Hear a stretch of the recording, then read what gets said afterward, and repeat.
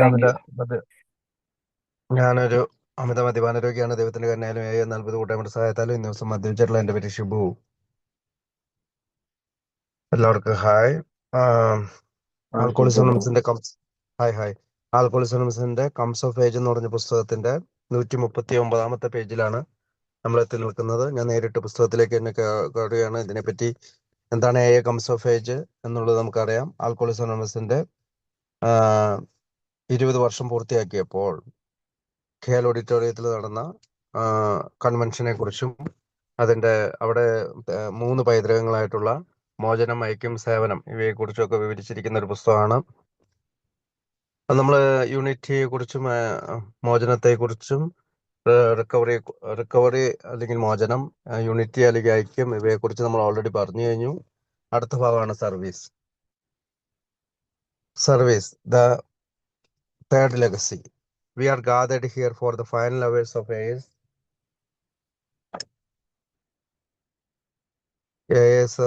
20th anniversary celebration. Above us floats a banner on which is inscribed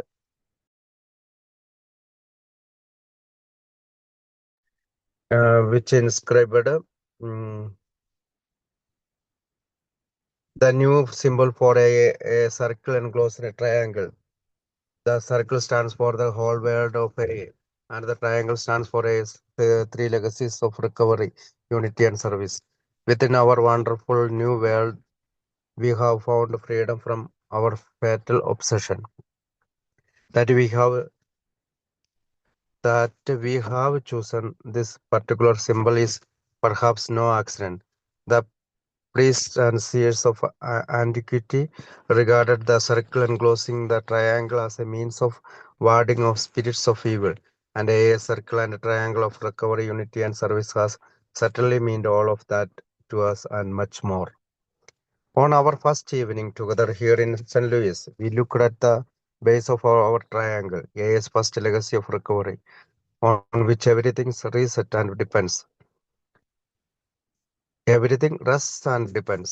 During our second evening, we contemplated unity, a second legacy, and all its vast meaning for our future. Now we want to think about the third side of our triangle, AA's third legacy of service, which in this afternoon's closing hour will be delivered into your hands for all time to come. Then our symbol will be complete and may recovery, unity, and service, the means by which under God our fellowship has been created by our at his command for so long as he may use this society. AA's 12 step. Carrying the message is the basic service that our fellowship gives. It is our principal aim and the main reason for our existence. AA is more than a set of principles. It is a society for recovered alcoholics in action. We must carry AA's message, otherwise we ourselves.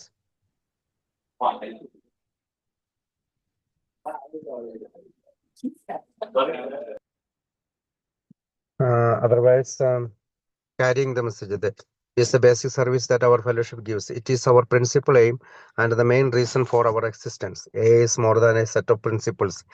It is a society of recovered alcoholics in action. We must carry AA's message, otherwise we ourselves may fall into decay, and choose who have not yet been given the truth may die.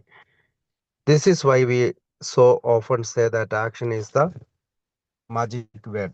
Action to carry AA's message is therefore the heart of our third legacy of service. ഭാഗം പറയുന്ന മലയാളത്തിൽ എന്താണെന്ന് നോക്കാം. സേവനം, മൂന്നാം പാരമ്പര്യം.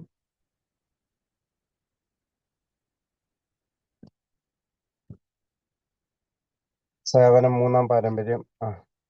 മൂന്നാം പാരമ്പര്യമല്ല, മൂന്നാം പൈതൃകമാണ് സേവനം. അപ്പോ ആൽക്കോളിസമിന്റെ മൂന്നാം പൈതൃകത്തിനാണ് സേവനം എന്ന് വിളിക്കുക. അപ്പോൾ സേവനം മൂന്നാം പൈതൃകം. എയുടെ 20ാമത് വാർഷികാഘോഷത്തിന്റെ അവസാന മണിക്കൂറുകളിലാണ് നാം ഇപ്പോൾ ഇവിടെ കൂടിയിരിക്കുന്നത്. നമുക്ക് മുകളിൽ ഒരു ബാനർ തൂങ്ങുന്നു. എയുടെ പുതിയ ചിഹ്നമായ വൃത്തവും അതിനുള്ളിൽ ത്രികോണവും ആലേഖനം ചെയ്തിരിക്കുന്ന ഒന്നാണത്. വൃത്തം ലോകത്തിലെ മുഴുവൻ എയെയും ത്രികോണം 3 പൈതൃകങ്ങളായ മോചനം, ഐക്യം, സേവനം എന്നിവയെയും സൂചിപ്പിക്കുന്നു. നമ്മുടെ ഈ പുതിയ ലോകത്തിൽ നാം മാരകമായ വിധേയത്വത്തിൽ നിന്നും സ്വാതന്ത്ര്യം നേടിയിരിക്കുന്നു. ഈ പ്രത്യേക പ്രതീകം നാം സ്വീകരിച്ചത് യാദൃശ്ചികമല്ല. പുരോഹിതന്മാരും പുരാതന ദാർശനികരും വൃത്തത്തിനുള്ളിൽ ത്രികോണം തിന്മയെ അകറ്റി നിർത്തുന്ന പ്രതീകമായിട്ടാണ് കാണുന്നത്. എയുടെ വൃത്തവും മോചനത്തിന്റെയും ഐക്യത്തിന്റെയും സേവനത്തിന്റെയും ത്രികോണവും നമുക്ക് അതിനും അപ്പുറമാണ്. സെന്റ് ലൂയിസിലെ ആദ്യ സായാഹ്നത്തിൽ ത്രികോണത്തിന്റെ ബേസിലേക്കാണ് നോക്കിയത്. എയുടെ ആദ്യ പൈതൃകമായ മോചനം അതിന്റെ അടിസ്ഥാനത്തിലാണ് എല്ലാം ആശ്രയിച്ചിരിക്കുന്നത്. നമ്മുടെ രണ്ടാം സായാഹ്നത്തിൽ നമ്മുടെ രണ്ടാം പൈതൃകമായ ഐക്യത്തെപ്പറ്റി നമ്മൾ പര്യാലോചിച്ചു. നമ്മുടെ ഭാവിയിൽ അതിന്റെ വിശാലമായ അർത്ഥവും ഇപ്പോൾ നമുക്ക് മൂന്നാമത്തെ പൈതൃകമായ സേവനത്തെക്കുറിച്ച് ചിന്തിക്കാം. വരുന്ന ആളുകളിലേക്കായി ഈ അവസാന മണിക്കൂറുകളിൽ അത് നിങ്ങളുടെ കൈകളിലേക്ക് ഏൽപ്പിക്കുന്നു. അപ്പോൾ നമ്മുടെ പ്രതീകങ്ങൾ പൂർണ്ണമാകും. മോചനവും ഐക്യവും സേവനവും ദൈവം സൃഷ്ടിച്ചത് അവിടുത്തെ ആജ്ഞയാൽ അദ്ദേഹത്തിന് ആവശ്യമുള്ള കാലത്തോളം നിലനിൽക്കും.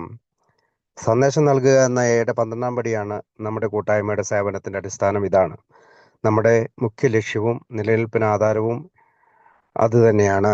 ഒരു പിടി തത്വങ്ങളെക്കാളുപരി സുഖം പ്രാപിച്ച മധ്യാസക്തരുടെ പ്രവർത്തിക്കുന്ന കൂട്ടായ്മയാണ്. നാം എയുടെ സന്ദേശവാഹകരാകേണ്ടതുണ്ട്. അല്ലാത്ത പക്ഷം നാം നശിക്കുകയും സത്യമറിയാതെ പോകുന്നവർ മരിക്കുകയും ചെയ്യും. അതുകൊണ്ടാണ് നാം എപ്പോഴും പറയുന്നത്, പ്രവൃത്തിയാണ് മന്ത്രം. മൂന്നാം പൈതൃകമായ സേവനത്തിന്റെ ആത്മാവ് എയുടെ സന്ദേശം എത്തിക്കുന്ന പ്രവൃത്തിയാണ്.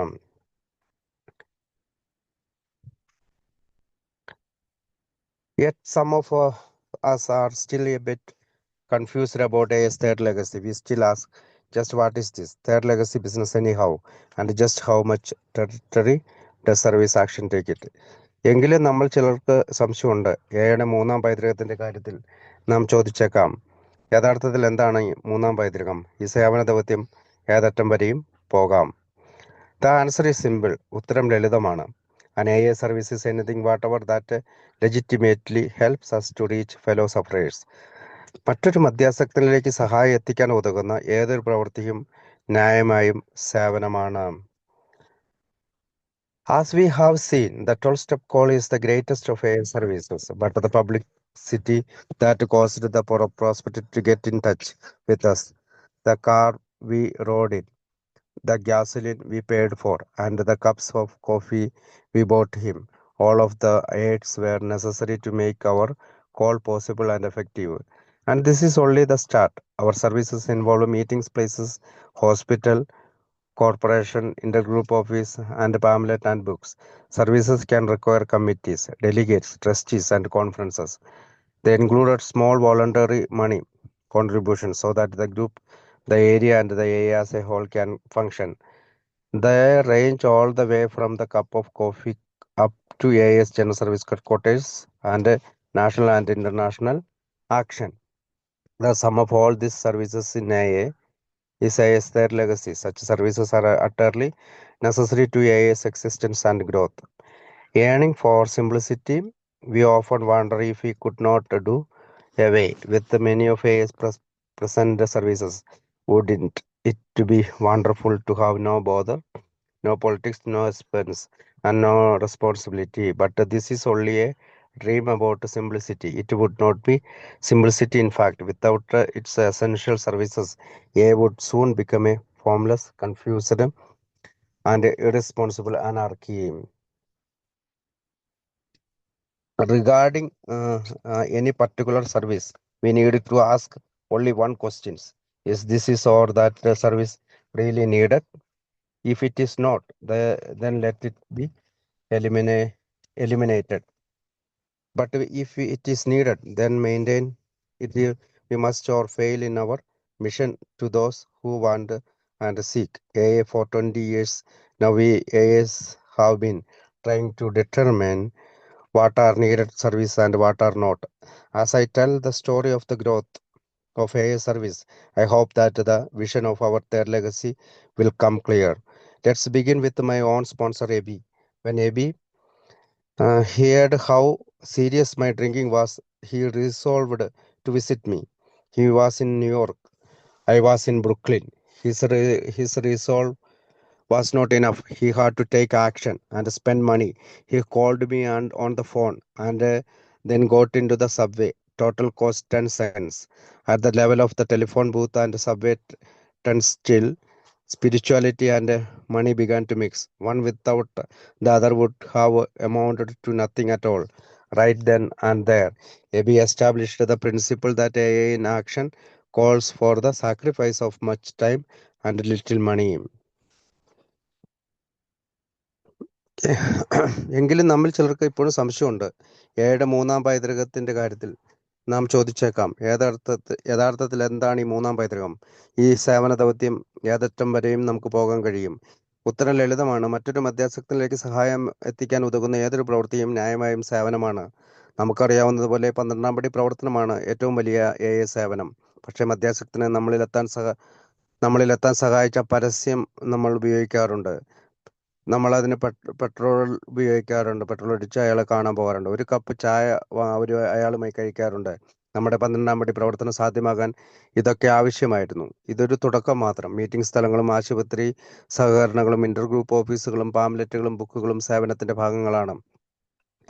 സേവനത്തിന് പ്രതിനിധികളും ട്രസ്റ്റിമാരും കമ്മിറ്റികളും ഒക്കെ ആവശ്യമാണ്. സ്വമേധയ നൽകുന്ന സാമ്പത്തിക സഹായവും ആവശ്യമാണ്. എങ്കിൽ മാത്രമേ ഗ്രൂപ്പുകൾക്കും പ്രദേശങ്ങൾക്കും എയ്ക്കും പൊതുവായും പ്രവർത്തിക്കാനാകൂ. ഒരു കപ്പ് കാപ്പി മുതൽ ജന സർവീസ് ഹെഡ്ക്വാർട്ടേഴ്സിലെ ദേശീയ പ്രവർത്തനങ്ങൾ വരെ ഇതിൽ ഉൾപ്പെടും. ഈ സേവനങ്ങളെല്ലാം എയുടെ മൂന്നാം പൈതൃകങ്ങളാണ്. ഈ സേവനങ്ങളെല്ലാം തന്നെ എയുടെ നിലനിൽപ്പിനും വളർച്ചയ്ക്കും ഒഴിച്ചുകൂടാനാകാത്തതുമാണ്. തീർത്തും ലളിതമായി കണ്ടാൽ എയിലെ പല സേവനങ്ങളും ചെയ്യാനാകില്ല. പരിഗണനകളില്ല, രാഷ്ട്രീയമില്ല, ചിലവുകളില്ല, ഉത്തരവാദിത്തങ്ങളില്ല. ഇതൊരു സ്വപ്നം മാത്രമായി മാറും. അത് ലാളിത്യമല്ല. ആവശ്യം സേവനങ്ങളില്ലെങ്കിൽ എയുടെ രൂപം തന്നെ നഷ്ടപ്പെടും. നിരുത്തരവാദിത്വത്തിലേക്കും കുഴപ്പത്തിലേക്കും അരാജകത്വത്തിലേക്കും പതിക്കും. ഒരു പ്രത്യേക സേവനത്തെപ്പറ്റി നാം ഒരു ചോദ്യം ചോദിച്ചാൽ മതി. ഈ സേവനം യഥാർത്ഥത്തിൽ വേണ്ടതാണോ, ആവശ്യമില്ലെങ്കിൽ വിട്ടുകളയണമോ? ആവശ്യമെങ്കിൽ അത് ചെയ്യുക, അല്ലാത്ത പക്ഷം സഹായം തേടുന്നവർക്ക് അത് ലഭിക്കാതെ പോകും. 20 വർഷമായി നാം കണ്ടെത്താൻ ശ്രമിക്കുകയാണ് ഏത് സേവനമാണ് വേണ്ടത്, ഏതാണ് വേണ്ടാത്തത്. വളർച്ചയുടെ ചരിത്രം ഞാൻ പറയുമ്പോൾ മൂന്നാം പൈതൃകത്തിന്റെ വീക്ഷണം നമുക്ക് വ്യക്തമാകും. എൻ്റെ സ്പോൺസർ എബിയിൽ നിന്ന് നമുക്ക് തുടങ്ങാം. എൻ്റെ കുടിയുടെ ഗൗരവം മനസ്സിലായപ്പോൾ അദ്ദേഹം എന്നെ കാണാൻ തീരുമാനിച്ചു. അവൻ ന്യൂയോർക്കിലായിരുന്നു, ഞാൻ ബ്രുക്ലിനിലും. അവൻ്റെ നിശ്ചയദാർഢ്യം മാത്രം മതിയായിരുന്നില്ല, പ്രവർത്തിക്കേണ്ടതുണ്ടായിരുന്നു. പണം ചെലവഴിക്കണമായിരുന്നു. അവൻ എന്നെ വിളിച്ചു, സബ്വേയിൽ വന്നു. 10 saint ചെലവായ telephone ബൂത്തിലും സബ്വേയിൽ Kadambu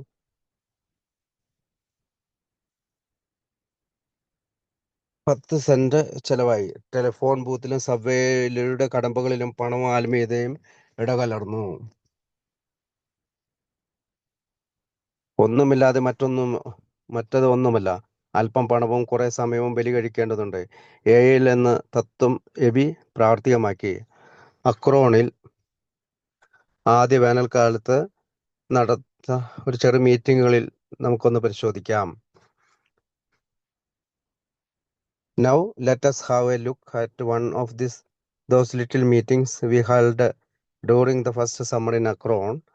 We gathered in Dr. Bob's living room. Annie made her come home ready for us, so we had shelter over our heads.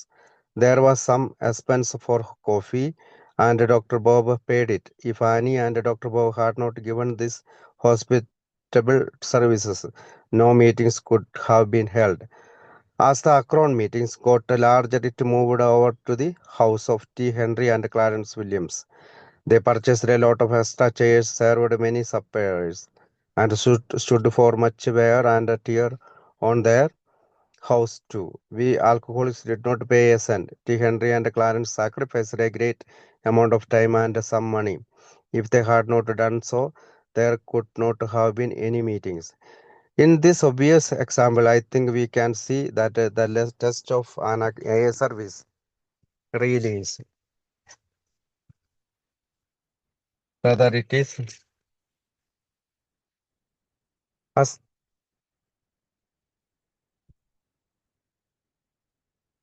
as the Akron meetings got larger, it moved over to the house of T. Henry and Clarence Williams. They purchased of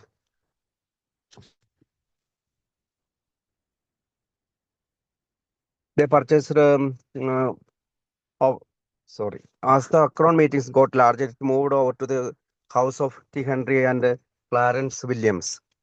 They purchased a lot of extra chairs, served many suppers, and stood for much wear and tear on their house too.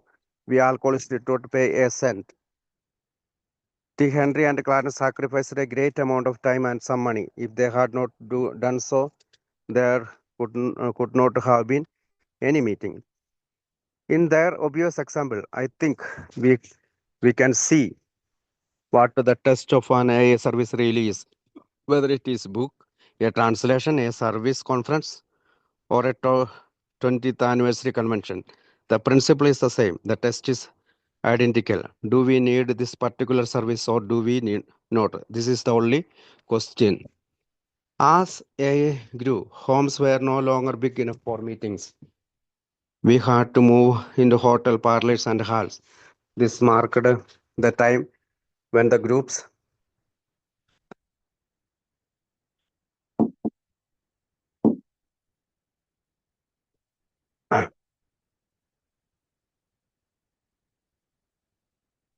as a group homes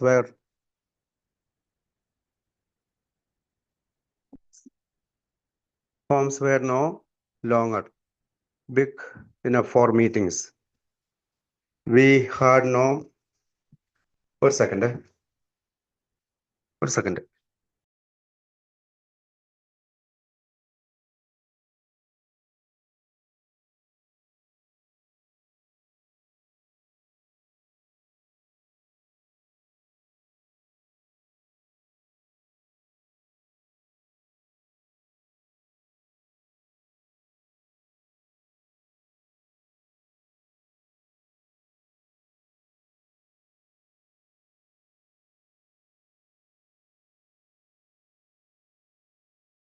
okay അപ്പം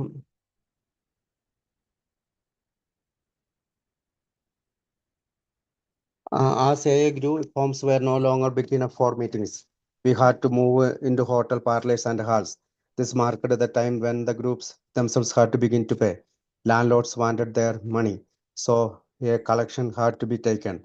These collections were all voluntary, but a great cries went up nevertheless. AA was not supposed to cost anything. It was said. We cannot mix this great spiritual idea with the landlords commercialism, but the landlords were not impressed. We had to pay or get out. So we did pay, and voluntary contributions became a fact of AA life. We could not function without them. Moreover, someday somebody had to collect the money and bank it and account for it. This meant the existence of a treasurer. The group soon found too that it needed a secretary and sometimes a chairman.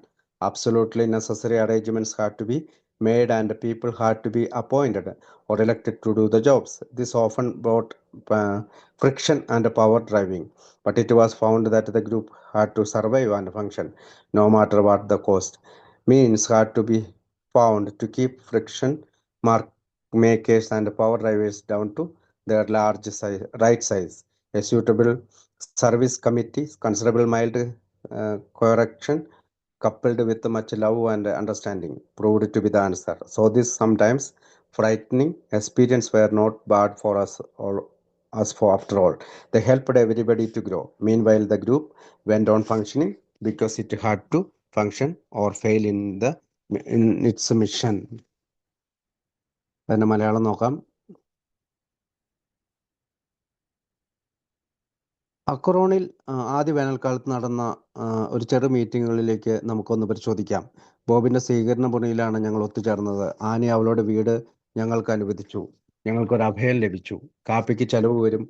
Bob അത് നൽകി. ആനിയും doctor ബോബും ഈ ആതിഥ്യ മര്യാദ കാണിച്ചില്ലായിരുന്നെങ്കിൽ മീറ്റിങ്ങുകൾ നടത്തുമായിരുന്നില്ല. അക്രോണിലെ മീറ്റിങ്ങുകൾ വികസിച്ചപ്പോൾ ഹെൻറിയുടെയും Clarence വില്യംസിന്റെയും വീട്ടിലേക്ക് അത് മാറ്റി. അവർ ധാരാളം കസേരകൾ വാങ്ങി ഞങ്ങൾക്കായി ഭക്ഷണങ്ങൾ വിളമ്പി. അവരുടെ വീട് ഉപയോഗം കൊണ്ട് തന്നെ പഴകി. ഞങ്ങൾ കുടിയന്മാർ ഒന്നും കൊടുത്തില്ല. ടി ഹെൻറിയും ക്ലാരൻസും കുറച്ച് പണവും കുറെ സമയവും ചെലവഴിച്ചു. അവർ അത് ചെയ്തില്ലായിരുന്നെങ്കിൽ മീറ്റിംഗ് നടക്കുമായിരുന്നില്ല. ഇത്തരം വ്യക്തമായ ഉദാഹരണങ്ങളിൽ നിന്നും യഥാർത്ഥ സേവനത്തിന്റെ വെല്ലുവിളി എന്താണെന്ന് നമുക്ക് മനസ്സിലാക്കാൻ സാധിക്കും. ഒരു പുസ്തകമാകട്ടെ, അല്ലെങ്കിൽ ഏതെങ്കിലും ഒരു സാഹിത്യത്തിന്റെ പരിഭാഷയാകട്ടെ, ഒരു സർവീസ് കോൺഫറൻസ് ആകട്ടെ, ഒരു 25ാമത്തെ വാർഷികമാകട്ടെ, ഓരോ തത്വവും അതേ പരീക്ഷ യഥാർത്ഥത്തിൽ ഈ സേവനം ആവശ്യമുള്ളതാണോ അതോ വേണ്ടാത്തതാണോ, അത് മാത്രമാണ് നമ്മൾക്ക് മുന്നിലുള്ള ചോദ്യം. ഒരു സേവനം വേണ്ടതാണോ അതോ ആവശ്യമുള്ളതാണോ? AI വളർന്നപ്പോൾ വീടുകളിൽ മീറ്റിങ്ങുകൾക്ക് തികയാതെ വന്നു. നാം ഹോട്ടൽ മുറികളിലും ഹാളുകളിലേക്കും പോകേണ്ടി വന്നു. ഇതോടെ ഗ്രൂപ്പുകൾ പണം മുടക്കേണ്ടതായി വന്നു. കെട്ടിട ഉടമകൾക്ക് പണം വേണം, അതിനാൽ ഒരു പിരിവ് എടുക്കേണ്ടതുണ്ട്. ഇത് സ്വമേധയാ നൽകുന്നതാണ്, പക്ഷേ പരാതികൾ ഉയർന്നു. AIക്ക് ചെലവില്ല എന്നല്ലേ നിങ്ങൾ പറഞ്ഞിരുന്നത്? ഈ മഹത്തായ ആത്മീയതയെ കെട്ടിട ഉടമകളുടെ കച്ചവടവുമായി കൂട്ടിക്കുഴയ്ക്കാനാവില്ല. അവർ വലിയ താല്പര്യം കാട്ടിയില്ല.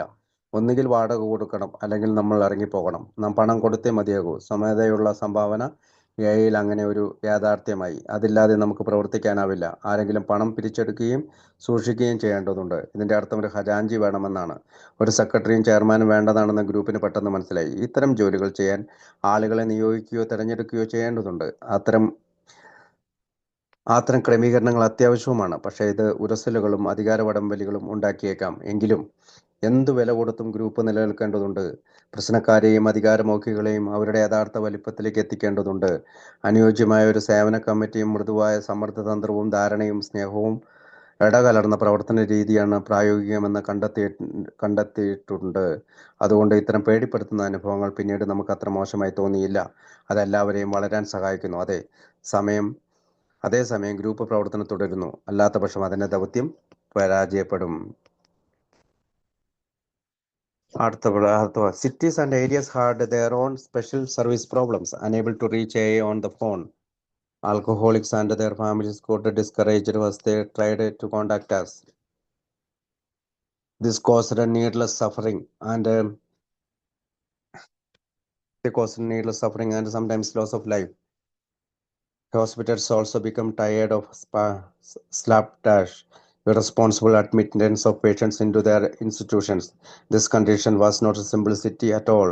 It was complication, sponsorship into these places, and out of this become imperative. Otherwise, the hospitals might get fed up and quit,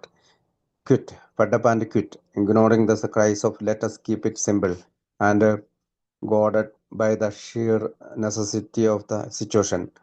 Responsible old-timers in such areas would often hire a small office and a paid secretary, and would then act as a management committee for the service centers. Next, the old-timers would ask the surrounding groups for voluntary contributions. When they failed to meet the needs for the simple and inexpensive setup, they often went into their own pockets. If the newly hired secretary happened to be an AA member, this was a surefire cause for trouble. The often frightened little girl soon learned that she was considered a professional AA, making money out of it.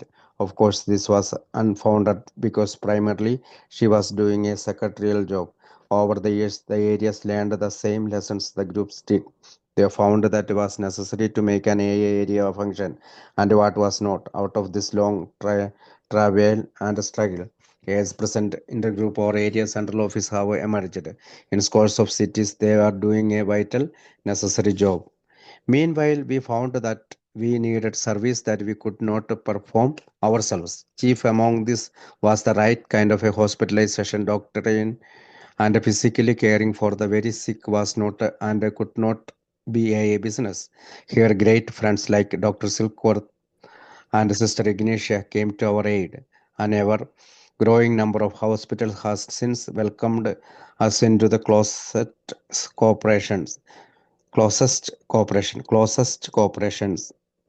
Among these pioneers was Charlie B. Towns Hospital in New York, St. Thomas Hospital in Akron, St. Vincent Charity Hospital in Cleveland, and a Knickerbocker Hospital in New York. This and many others are super best example of what our friends outside of A have done to help us better to function and to serve.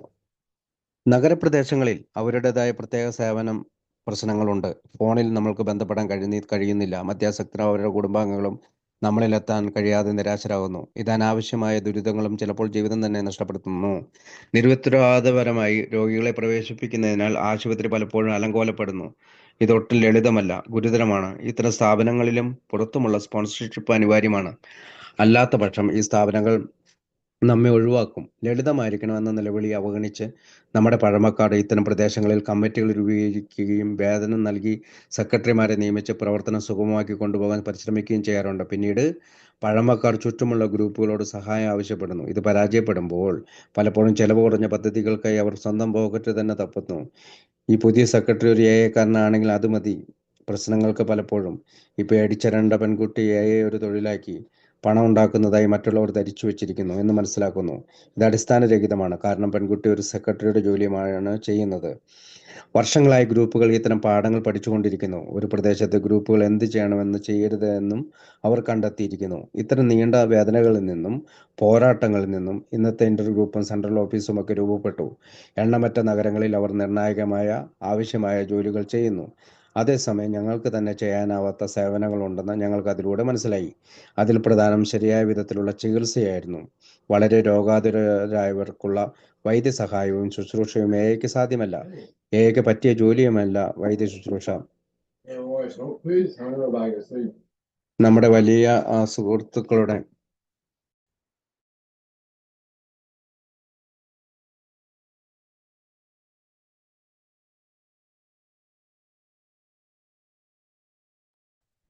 അപ്പോ എയുടെ വൈദ്യശാസ്ത്രം നമുക്ക് സാധ്യമല്ല. എക്ക് പറ്റിയ ജോലിയുമല്ല. നമ്മുടെ വലിയ സുഹൃത്തുക്കളായ ഡോക്ടർ സിൽക്വർത്തും സിസ്റ്റർ ഇഗ്നേഷ്യയും നമ്മുടെ സഹായത്തിനെത്തുന്നു. പിന്നീട് ധാരാളം ആശുപത്രികൾ വളരെ അടുത്ത സഹകരണവുമായി മുന്നോട്ട് വന്നു. ഈ തുടക്കക്കാരിൽ ന്യൂയോർക്കിലെ ചാൾസ് ബി ടൗൺസ് ഹോസ്പിറ്റൽ, അക്രോണിലെ സെന്റ് തോമസ് ഹോസ്പിറ്റൽ, ക്ലീവ്ലാൻഡിലെ സെന്റ് വിൻസെന്റ് ഹോസ്പിറ്റൽ, ന്യൂയോർക്കിലെ നിക്കർബക്കർ ഹോസ്പിറ്റൽ എന്നിവ ഉൾപ്പെടുന്നു. നമുക്ക് നന്നായി പ്രവർത്തിക്കാനും സേവനം ചെയ്യാനും നമ്മെ സഹായിച്ച എക്ക് പുറത്തുള്ള നമ്മുടെ അനേകം സുഹൃത്തുക്കളും ഇവരോടൊപ്പമുണ്ട്.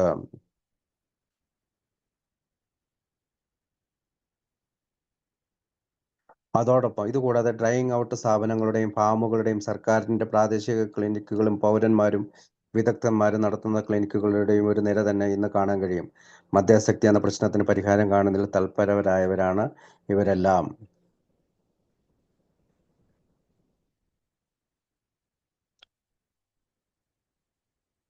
Central Office of the in source cities, they were doing vitally necessary job.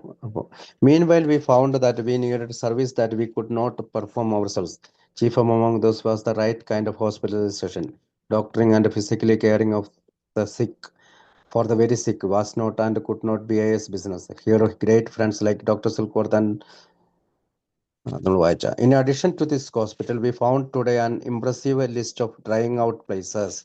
ഇതുകൂടാതെ ഡ്രൈയിങ് ഔട്ട് സ്ഥാപനങ്ങളും ഫാമുകളുടെയും സർക്കാരിന്റെ പ്രാദേശിക ക്ലിനിക്കുകളും പൗരന്മാരും വിദഗ്ധന്മാരും നടത്തുന്ന ക്ലിനിക്കുകളുടെ ഒരു നിര തന്നെ ഇന്ന് കാണാൻ കഴിയും.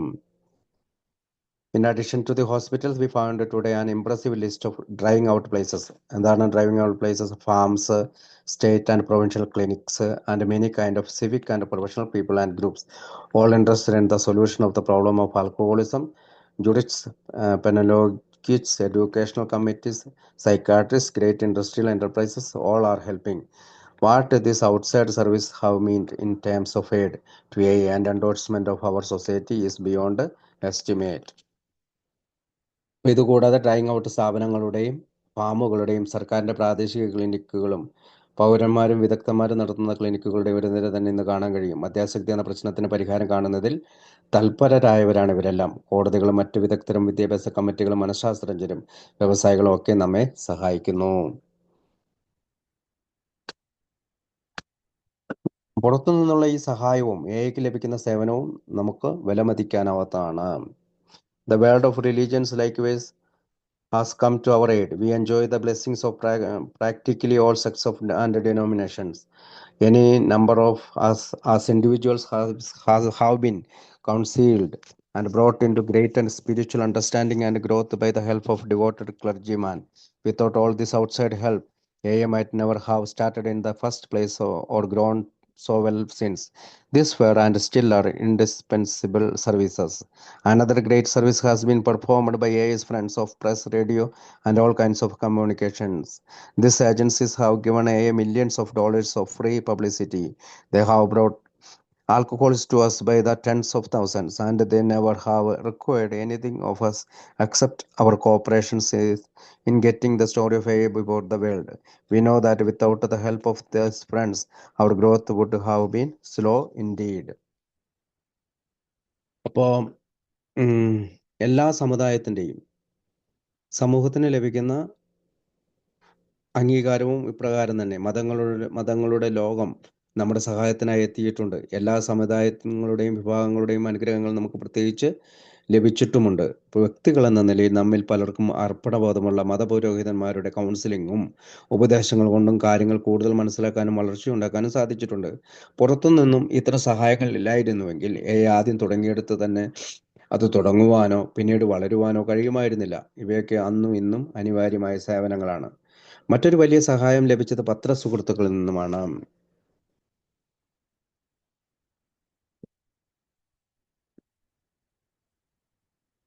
പത്രസുഹൃത്തുക്കളിൽ നിന്നുമാണ്, റേഡിയോ, മറ്റ് വാർത്താവിനിമയ മാർഗങ്ങളിൽ നിന്നുമാണ്. ഈ ഏജൻസികൾ ലക്ഷക്കണക്കിന് ഡോളറുകൾ വിലമതിക്കുന്ന സൗജന്യമായ പരസ്യങ്ങളാണ് നമ്മൾക്ക് നൽകിയത്. അവർ ആയിരക്കണക്കിന് മധ്യാസക്തരെ നമ്മിലേക്ക് എത്തിച്ചു. അവർ ഒന്നും ആവശ്യപ്പെട്ടില്ല. എയുടെ കഥ ലോകത്തിന് മുമ്പിൽ എത്തിക്കാനുള്ള സഹകരണങ്ങളല്ലാതെ. അവരുടെ സഹായമില്ലായിരുന്നെങ്കിൽ തീർച്ചയായും നമ്മുടെ വളർച്ച സാവധാനത്തിലേ നടക്കുമായിരുന്നുള്ളൂ.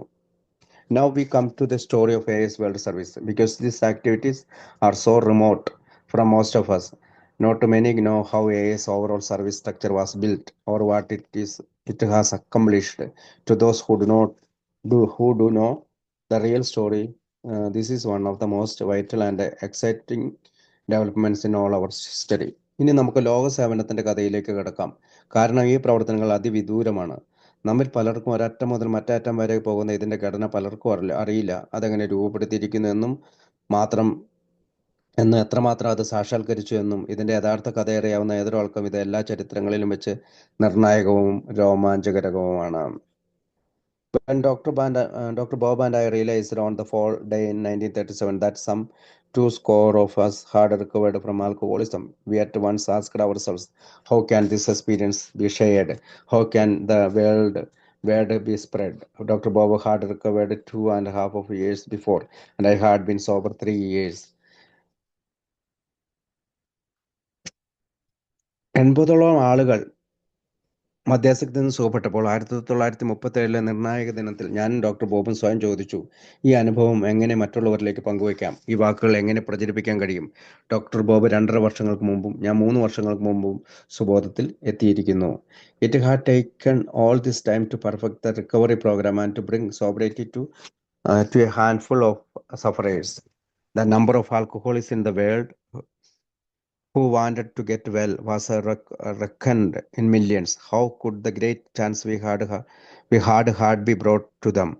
At the snail's pace we had been going, it was clear that most of them could never be reached. We could therefore no longer be a seldom heard of secret society. Word of mouth communications with the few alcoholics we could contact by our then current methods would be not only slow but dangerous because the recovery message in which we now had such high confidence might soon be garbled and twisted beyond recognitions. Clearly our budding society and its message would have to be publicized. Hardly a fraction of the world's alcoholics would be expected to come to Akron or New York for treatment. Somehow we would have to reach them where they were. Maybe we would have to get some of our members subsidized as missionaries to do this. It was already plain that most hospitals did not want to be bothered with alcoholics. Their beds were filled with the people who seemed better subject for treatment. Perhaps we would never need to operate a chain of hospitals, and maybe the proceeds of such a venture would pay the missionaries. Above all, we would have to put our methods down on paper. A book of experience would carry our message to distant places we could never visit ourselves. Moreover, such a book could prevent the otherwise inevitable garbage and distortion that would start as soon as publicity came. It would not only guide alcoholics to recovery, but also become the basis for telling our story to the world and therefore a guide to our public relations well. These were our reflections and speculations. അപ്പോൾ സുഖപ്പെടൽ പദ്ധതി പൂർണ്ണമാക്കാനും ദുരിതം അനുഭവിക്കുന്ന ഒരുപടി ആളുകൾ സുഖപ്പെടാനും ഇത്രയും സമയമെടുത്തിരിക്കുന്നു. സുഖപ്പെടാൻ ആഗ്രഹിക്കുന്ന മധ്യസ്ഥർ ലോകത്തിൽ ദശലക്ഷക്കണക്കിന് ആളുകളുണ്ട്. ഞങ്ങൾക്ക് ലഭിച്ചിരിക്കുന്ന ഈ സുവർണാവസരം എങ്ങനെ അവരിൽ എത്തിക്കാനാകും? ഒച്ചിഴയും വേഗത്തിലാണ് നാം പോകുന്നതെങ്കിൽ അവരിലേക്ക് നമുക്ക് എത്താൻ കഴിയില്ല. അവർ തീർച്ചയായും ഇരിക്കും. അത് തീർച്ചയാണ്. അതുകൊണ്ട് നാം ഇനിയും ഒരിക്കലും അപൂർവമായി കേൾക്കുന്ന ഒരു രഹസ്യ സമൂഹമായിരിക്കരുത്. വായ്മൊഴിയായി നാം ഇപ്പോൾ നടത്തുന്ന ചുരുക്കം ചില മധ്യസ്ഥരുമായുള്ള ബന്ധം വളരെ സാവധാനത്തിലാണ് എന്നത് മാത്രമല്ല അപകടകരമാണ്. കാരണം ഈ സുഖപ്പെടൽ സന്ദേശം വളച്ചൊടിക്കപ്പെടുകയും ഇപ്പോൾ വലിയ ആത്മവിശ്വാസം ഉണ്ടെങ്കിൽ പോലും തിരിച്ചറിയാനാവാത്ത വിധം വികലമാക്കപ്പെടുകയും ചെയ്തേക്കാം. മുട്ടിട്ട് വരുന്ന നമ്മുടെ കൂട്ടായ്മയും അതിൻ്റെ സന്ദേശവും പരസ്യപ്പെടുത്തേണ്ടതുണ്ട്. ആകമാനമുള്ള ചികിത്സയ്ക്കായി മദ്യാസക്തരിൽ ന്യൂയോർക്കിലോ അല്ലെങ്കിൽ ചെറിയ അക്രോണിലോ ഒരംശം പോലും എത്തുമെന്ന് പ്രതീക്ഷിക്കേണ്ടതില്ല. അവർ എവിടെയോ അവിടെ നാം ചെന്നെത്തിപ്പെടേണ്ടതുണ്ട്. അവർക്ക് ന്യൂയോർക്കിലോ അല്ലെങ്കിൽ അക്രോണിലേക്കോ വരാൻ കഴിയുകയില്ല. ഒരുപക്ഷെ നമ്മളിൽ ചില അംഗങ്ങൾ മിഷണറിമാരെ പോലെ നമുക്ക് പറഞ്ഞയക്കാൻ കഴിഞ്ഞേക്കും. മിക്ക ആശുപത്രികളും മധ്യസ്ഥരുടെ കാര്യത്തിൽ വലിയ താല്പര്യം കാണിക്കുന്നില്ല എന്നത് വളരെ വ്യക്തമാണ്. നല്ല കാര്യങ്ങൾക്കായി ചികിത്സയ്ക്ക് എത്തുന്നവരെ കൊണ്ട് അവരുടെ ബെഡുകൾ നിറയും. പിന്നെ എന്തിനാണ് മധ്യസ്ഥൻ? ഒരുപക്ഷെ നമുക്ക് ആശുപത്രി ശൃംഖലകൾ തുടങ്ങേണ്ടി വരും. മിഷണറി സംരംഭങ്ങൾക്കായി പണം ചെലവഴിക്കേണ്ടി വരും. എല്ലാത്തിനും പുറമെ നമ്മുടെ മാർഗങ്ങൾ നാം പത്രങ്ങളിൽ കൊടുക്കേണ്ടി വരും. അനുഭവങ്ങളുടെ ഒരു പുസ്തകത്തിന് നമുക്ക് ചെന്നെത്താനാവാത്ത ഇടങ്ങളിൽ സന്ദേശം എത്തിക്കാനാവും. അതുമാത്രമല്ല, ഇത്തരമൊരു പുസ്തകത്തിന് അനിവാര്യമായ ശിഥിലീകരണത്തെയും വികലമാക്കപ്പെടുന്നതിനെയും എയുടെ തത്വങ്ങൾ വികലമാക്കപ്പെടുന്നതിനെയും തടയാനാകും. ഇത് മധ്യസ്ഥർക്ക് സുബോധത്തിലേക്കുള്ള ഒരു വഴികാട്ടിയാകും. അതുപോലെ തന്നെ നമ്മുടെ കഥ ലോകത്തോട് പറയാനും അതുവഴി പൊതുജന സമ്പർക്കത്തിന് വഴികാട്ടിയാകാനും കഴിയും. ഞങ്ങളുടെ പ്രതികരണങ്ങളും അനുമാനങ്ങളും അതൊക്കെ തന്നെയായിരുന്നു. Doctor Bob very much liked the idea of a book. പുസ്തകം എന്ന ആശയം ഡോക്ടർ ബോബിന് വളരെ ഇഷ്ടപ്പെട്ടു. But when it came to paid missionaries and profit making hospitals he was frankly dubious. കൂലിക്കാരായ പ്രചാരകരും ലാഭമുണ്ടാക്കുന്ന ആശുപത്രികളും എന്ന ആശയത്തിൽ അദ്ദേഹം സംശയം പ്രകടിപ്പിച്ചു. Paid promoter that I was, I shared few of his fears. ഞാനായിരുന്നു പ്രചാരകൻ. ഞാൻ അദ്ദേഹത്തിന്റെ ഭയപ്പാടുകൾ പങ്കുവച്ചു. എനിക്ക് തോന്നി നമുക്ക് പണം ഉണ്ടാകേണ്ടതുണ്ട്. I felt that we would have to have money and maybe a lot of it. Neither of us could give the work our full attention unless we were subsidized, and our members could not be expected to throw over their jobs and ignore their families' needs in order to do free missionary work. If we had our own hospitals, we would have to be financed. The book alone would take a considerable time and some money. Neither Dr. Bob nor I had money. We had only debts. Every other member was in much the same fix. We would simply have to solicit money to get nowhere. Only half convinced. Dr. Bob rightly wondered what all these complications might do to the spirit of our undertakings, the carrying of our message to fellow alcoholics with no strings and no money attached. Finally, he said, why don't we call the Akron boys together and have a meeting at T. Henry's? Let's try these ideas out on them. At T. Henry's house, 18 of the Akron alcoholics listened stolidly to our proposals. I kept pouring on my arguments for missionaries, hospitals, and the book as thick as I could. Despite his doubts, Dr. Bow strongly backed me up, especially about the need for a book. The moment we were through, those alcoholics really did work us over. They rejected the idea of missionaries. Paid workers, they said, would kill our goodwill with alcoholics. This would be sheer ruin. If we went into the hospital business, everybody would say it was a racket. Many thought we must shun publicity. We would be swamped. We could not handle the traffic. Some turned thumbs down on pamphlet and books. After all, they said the apostles themselves did not need any printed matter. Dr. Bob and I returned to the fray and renewed our pressure. But this settled nothing, and a vote had to be taken by the barest majority. And over the most strenuous objections, the Crown meeting finally decided that we ought to go for the whole works, the missionaries, the hospital, and the book. പുസ്തകം എന്ന ആശയം doctor ബോബിന് വളരെ ഇഷ്ടപ്പെട്ടു. കൂലിക്കാരായ പ്രചാരകരും ലാഭമുണ്ടാക്കുന്ന ആശുപത്രികളും എന്ന ആശയത്തിൽ അദ്ദേഹം സംശയം പ്രകടിപ്പിച്ചു. ഞാനായിരുന്നു അത്തരത്തിലുള്ള പ്രചാരകൻ. ഞാൻ അദ്ദേഹത്തിന്റെ ഭയപ്പാടുകൾ പങ്കുവച്ചു. എനിക്ക് തോന്നി നമുക്ക് പണം ഉണ്ടാകേണ്ടതുണ്ട്. ഒരുപക്ഷെ ധാരാളം ധനസഹായമില്ലാതെ മുഴുവൻ സമയം ജോലി ചെയ്യാൻ ഞങ്ങൾക്കാർക്കും നിർവാഹമില്ലാത്ത അവസ്ഥയായിരുന്നു. നമ്മുടെ അംഗങ്ങൾ ആരും തന്നെ ജോലിയും കുടുംബത്തെയും ഉപേക്ഷിച്ച് പ്രചാരണ വേലയ്ക്കിറങ്ങുമെന്ന് നമുക്ക് പ്രതീക്ഷിക്കാനാവില്ല. നമുക്ക് ആശുപത്രികളുണ്ടെങ്കിൽ പണവും ലഭിക്കും. പുസ്തകത്തിന് തന്നെ കുറെ പണവും സമയവും ആവശ്യമുണ്ട്. എനിക്കോ ഡോക്ടർ ബോബിനോ പണം ഉണ്ടായിരുന്നില്ല. പകരം കടം മാത്രമാണ് ഉണ്ടായിരുന്നത്. മറ്റുള്ളവരും അങ്ങനെ തന്നെയായിരുന്നു. നാം പണം കണ്ടെത്തേണ്ടതുണ്ട്, അല്ലെങ്കിൽ എങ്ങും എത്തുകയില്ല. അർദ്ധമനസ്സോടെ ഡോക്ടർ ബോബ് അത്ഭുതപ്പെട്ട ആ കെട്ടുപാടുകളോ പണമോ കൂട്ടിക്കലർത്തില്ലാതെ മറ്റു മധ്യസ്ഥർക്ക് സന്ദേശം എത്തിക്കുന്ന ആത്മീയ പരിപാടി കുഴഞ്ഞു മറയില്ലേ എന്ന് ചോദിച്ചു. അവസാനം അദ്ദേഹം പറഞ്ഞു, നമുക്ക് എന്തുകൊണ്ട് അക്രോണിലെ കുട്ടികളെയെല്ലാം വിളിച്ച് ടി ഹെൻറിയുടെ വീട്ടിൽ ഒത്തുചേരാം. ഈ ആശയങ്ങൾ അവരുടെ മുമ്പിൽ വെക്കാം. അക്രോണിലെ 18 മധ്യസ്ഥർ ഹെൻറിയുടെ വീട്ടിലിരുന്ന് ഞങ്ങൾ മുന്നോട്ട് വെച്ച ആശയങ്ങൾ അശ്രദ്ധമായിട്ട് കേട്ടു. പുസ്തകത്തെയും ആശുപത്രികളെയും കൂലിപ്രചാരകരെയും കുറിച്ചുള്ള എൻ്റെ വാദങ്ങൾ ആവുന്നത്ര ശക്തിയായി ഞാൻ വിളമ്പിക്കൊണ്ടിരുന്നു. സംശയാലുവെങ്കിലും ഡോക്ടർ ബാബു എന്നെ പിന്താങ്ങിക്കൊണ്ടിരുന്നു. പ്രത്യേകിച്ച് പുസ്തകത്തിന്റെ കാര്യത്തിൽ. ഞങ്ങൾ ഇതൊക്കെ മുന്നോട്ട് വെച്ചപ്പോൾ മധ്യസ്ഥർ പ്രതികരിച്ചു. പ്രചാരകരുടെ ആശയം അവർ തള്ളിക്കളഞ്ഞു. കൂലി ജോലിക്കാർ മധ്യസ്ഥരുമായുള്ള നമ്മുടെ സൗഹൃദം നശിപ്പിച്ചു കളയും. ഇത് സർവനാശം വരുത്തും. നാം ആശുപത്രി വ്യവസായത്തിലേക്ക് പോയാൽ എല്ലാവരും പറയും ഇതൊരു തട്ടിപ്പ് സംഘമാണെന്ന്. പലരും പലതും ചിന്തിച്ചു. നാം പ്രസിദ്ധിയിൽ നിന്ന് മാറി നിൽക്കണം. നാം ചതിപ്പിൽപ്പെടും. നമുക്ക് ഈ ട്രാഫിക് നിയന്ത്രിക്കാനാവില്ല. പലരും പുസ്തകത്തിനും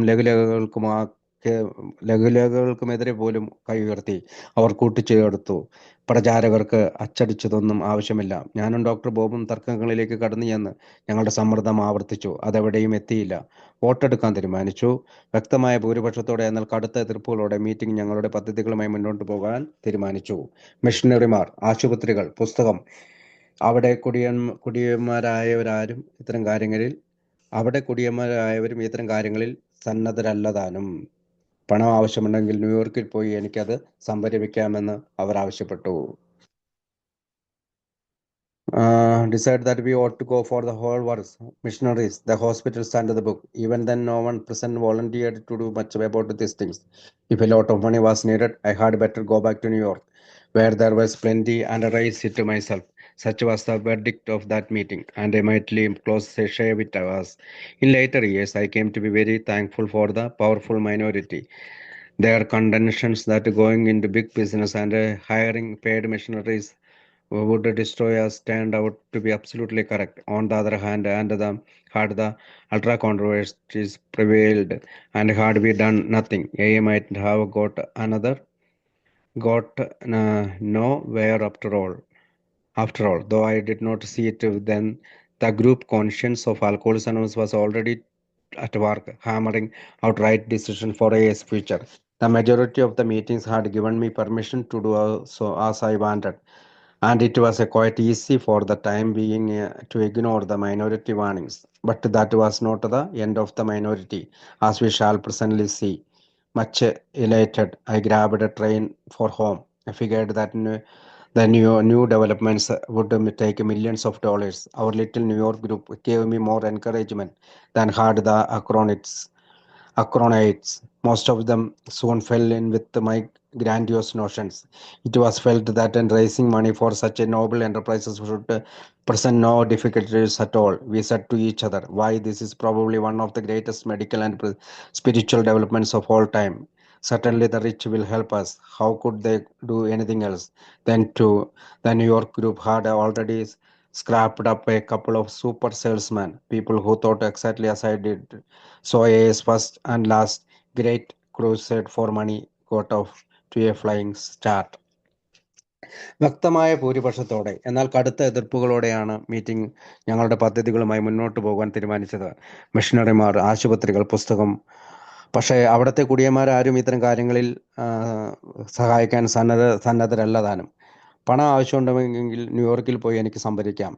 അതവിടെ ധാരാളം ഉണ്ടല്ലോ. അതായിരുന്നു അവരുടെ അഭിപ്രായം. മീറ്റിംഗിൽ ഉണ്ടായ തീർപ്പും അതായിരുന്നു. തലനേരിഴയ്ക്ക് രക്ഷപ്പെട്ടു എന്ന് പറയാം. പിൽക്കാലത്ത് കരുത്ത് കാട്ടിയ ന്യൂനപക്ഷത്തോട് ഞാൻ നന്ദിയുള്ളവനായിരുന്നു. വ്യവസായവൽക്കരണവും കൂലി കൊടുക്കുന്ന മിഷണറിമാരും നമ്മെ തകർക്കുമെന്ന അവരുടെ കണ്ടെത്തൽ കൃത്യമായും ശരിയായിരുന്നു. മറുവശത്ത് അതിമൗലികവാദികളുടെ വാക്കുകൾ കേട്ട് ഒന്നും ചെയ്യാതിരുന്നെങ്കിൽ ഒരിടത്തും എത്തുകയും ഉണ്ടായിരുന്നില്ല. എനിക്ക് അന്ന് അത് കാണാൻ കഴിയാതെ പോയെങ്കിലും ആൽക്കോളിസ് അനോണിമസിന്റെ ഗ്രൂപ്പിന്റെ മനസാക്ഷി പ്രവർത്തിക്കുകയും എയുടെ ഭാവിക്ക് ഉതകുന്ന തീരുമാനങ്ങളിൽ എത്തിക്കുകയും ചെയ്തിരുന്നു. ഭൂരിപക്ഷം എന്നെ പ്രവർത്തിക്കാൻ അനുവദിക്കുകയും ന്യൂനപക്ഷത്തെ അവഗണിക്കാൻ അവസരമൊരുക്കുകയും ചെയ്തു. ന്യൂനപക്ഷത്തിന്റെ അവസാനമായിരുന്നില്ല അതാണ് നാം ഇന്ന് കാണാൻ പോകുന്നത്. ആവേശഭരിതനായി ഞാൻ വീട്ടിലേക്ക് ട്രെയിൻ കയറി ന്യൂയോർക്കിലേക്ക് പോയി. പുതിയ സംരംഭങ്ങൾക്ക് ലക്ഷക്കണക്കിന് ഡോളർ വേണ്ടി വരുമെന്ന് ഞാൻ കണക്കുകൂട്ടി. അക്രോൺകാരെ അപേക്ഷിച്ച് ന്യൂയോർക്കിലെ ചെറിയ ഗ്രൂപ്പ് എനിക്ക് വലിയ ആവേശം പകർന്നു. അവരിൽ മിക്കവാരും എൻ്റെ പൊങ്ങച്ചത്തിൽ വീണുപോയി. ഇത്രയും മഹത്തായ ഒരു കാര്യത്തിനായി ഫണ്ട് ഉയർത്തുന്നതിന് ഒരു ബുദ്ധിമുട്ടുമുണ്ടാകില്ല എന്നാണ് അവർ കരുതിയത്. വൈദ്യശാസ്ത്ര രംഗത്തെയും ആത്മീയ രംഗത്തെയും എക്കാലത്തെയും മികച്ച ഒരു സംരംഭമായിരിക്കും ഇതെന്ന് അവർ പറഞ്ഞു. ധനികർ നമ്മെ സഹായിക്കും. അവർക്ക് മറ്റെന്താണ് ചെയ്യാൻ കഴിയുക? ന്യൂയോർക്ക് ഗ്രൂപ്പിൽ നിന്ന് ഞാൻ ചിന്തിക്കുന്നത് പോലെ തന്നെ ചിന്തിക്കുന്ന രണ്ട് വൻ വിൽപ്പനക്കാരെയും കണ്ടെത്തി. ഞങ്ങൾ എയുടെ പണത്തിനുള്ള ആദ്യത്തെയും അല്ലെങ്കിൽ അവസാനത്തെയും കുരിശുയുദ്ധം മിന്നൽ വേഗത്തിൽ ഞങ്ങൾ ആരംഭിച്ചു. Armed with a list of wealthy prospects, we have commenced to solicit funds. To our astonishments, we got upset.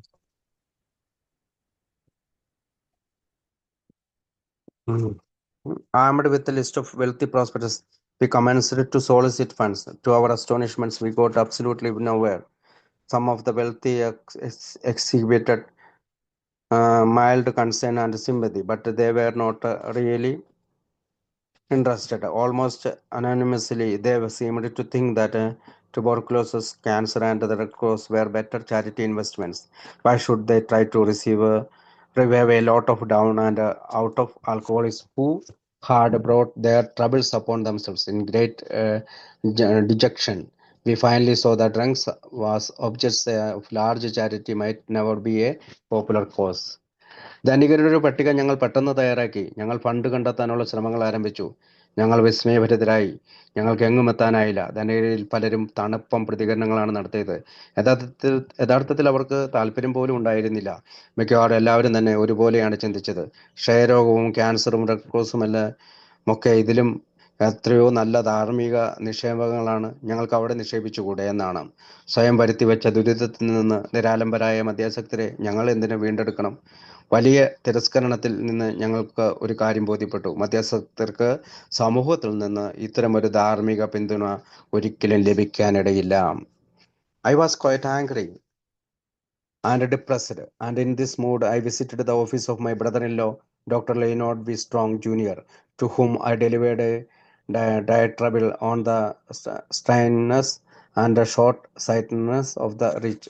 Ours was a movement that would doubtless sweep the world. What was the matter with the people anyway?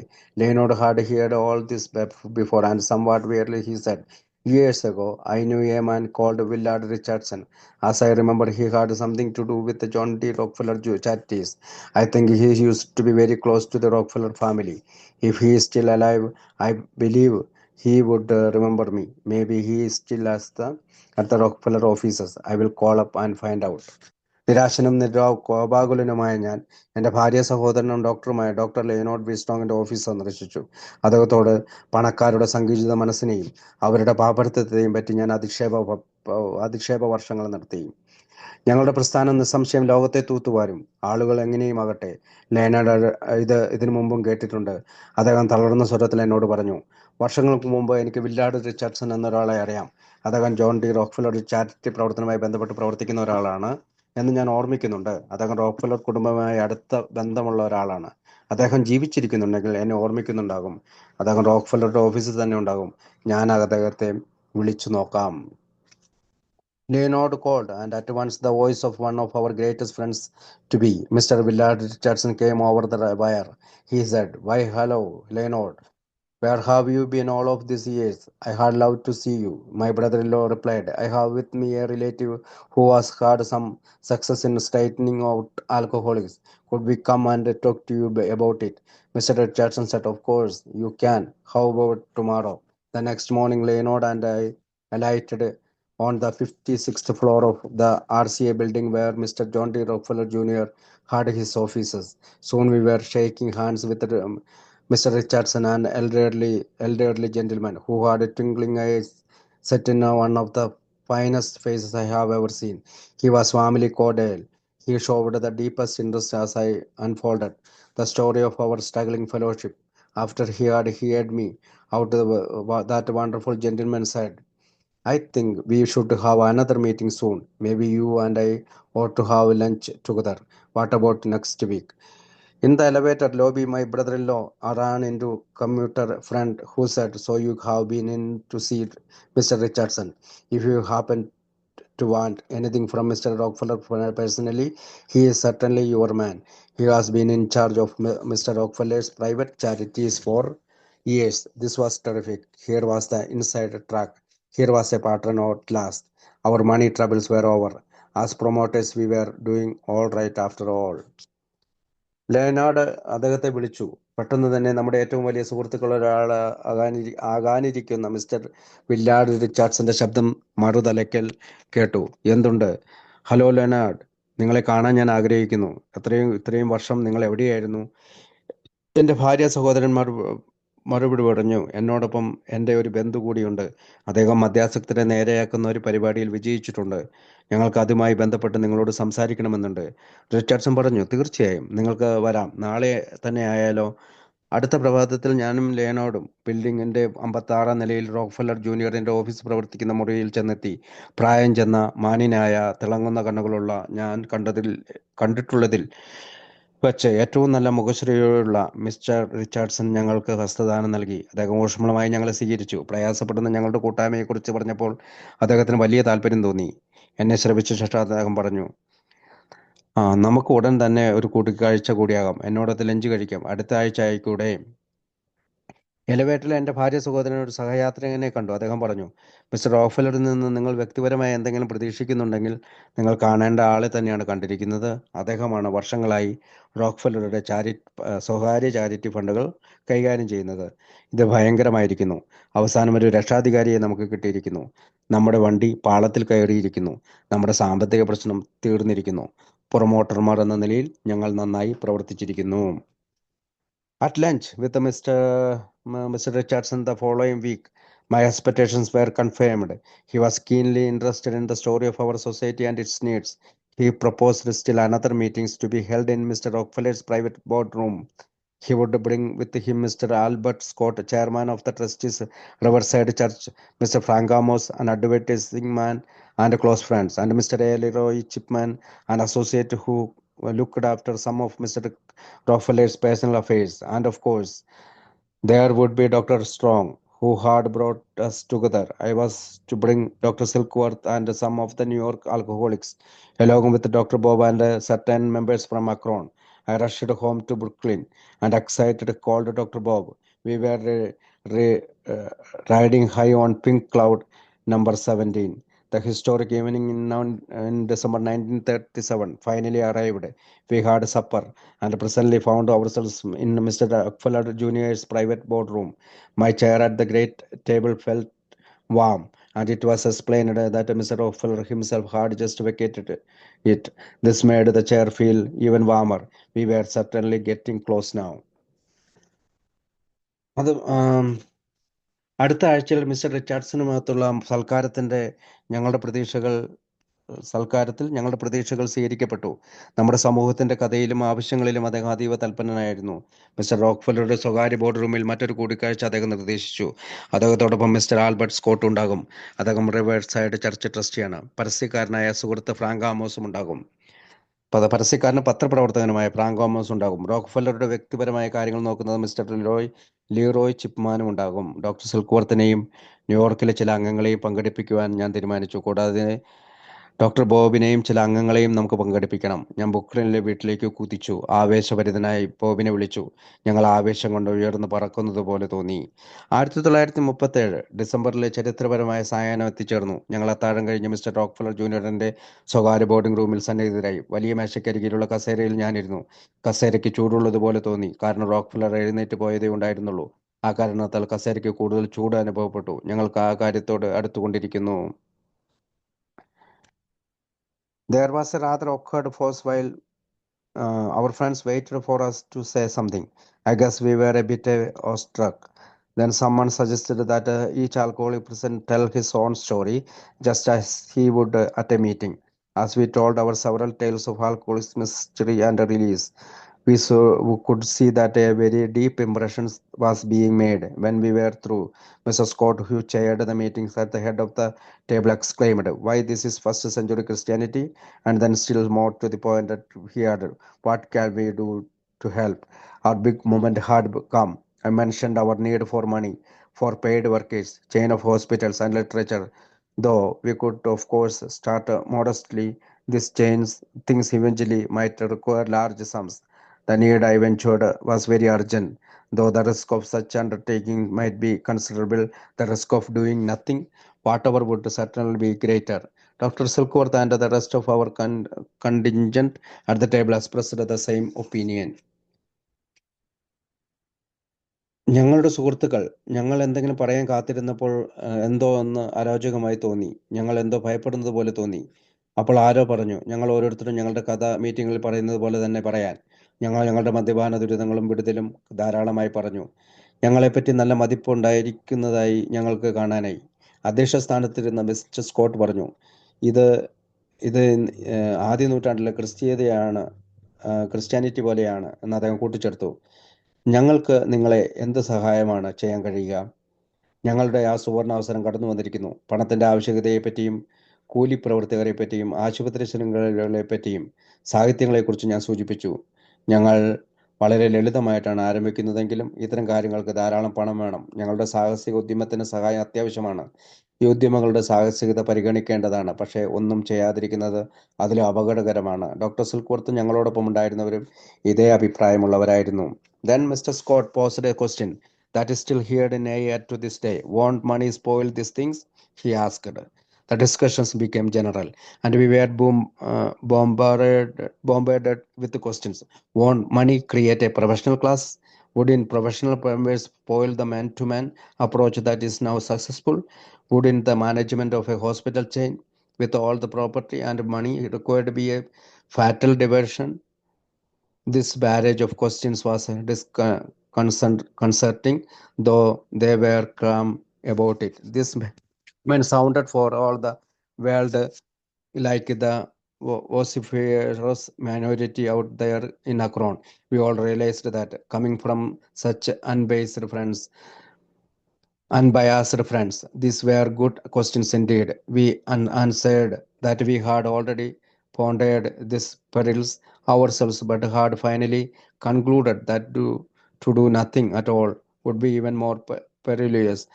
Being deeply convinced that this was true, we earnestly continued to press our case with the same arguments that had been used in Akron. At last, impressed with this logic, our new friends began to yield.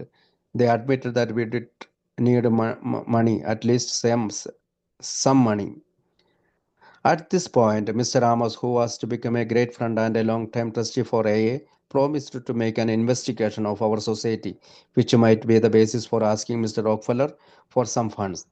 Mr. Ramos had never laid eyes on us before, and we were deeply moved by this evidence of this interest and generosity, which suggested that Mr. Ramos first look at the Akron group.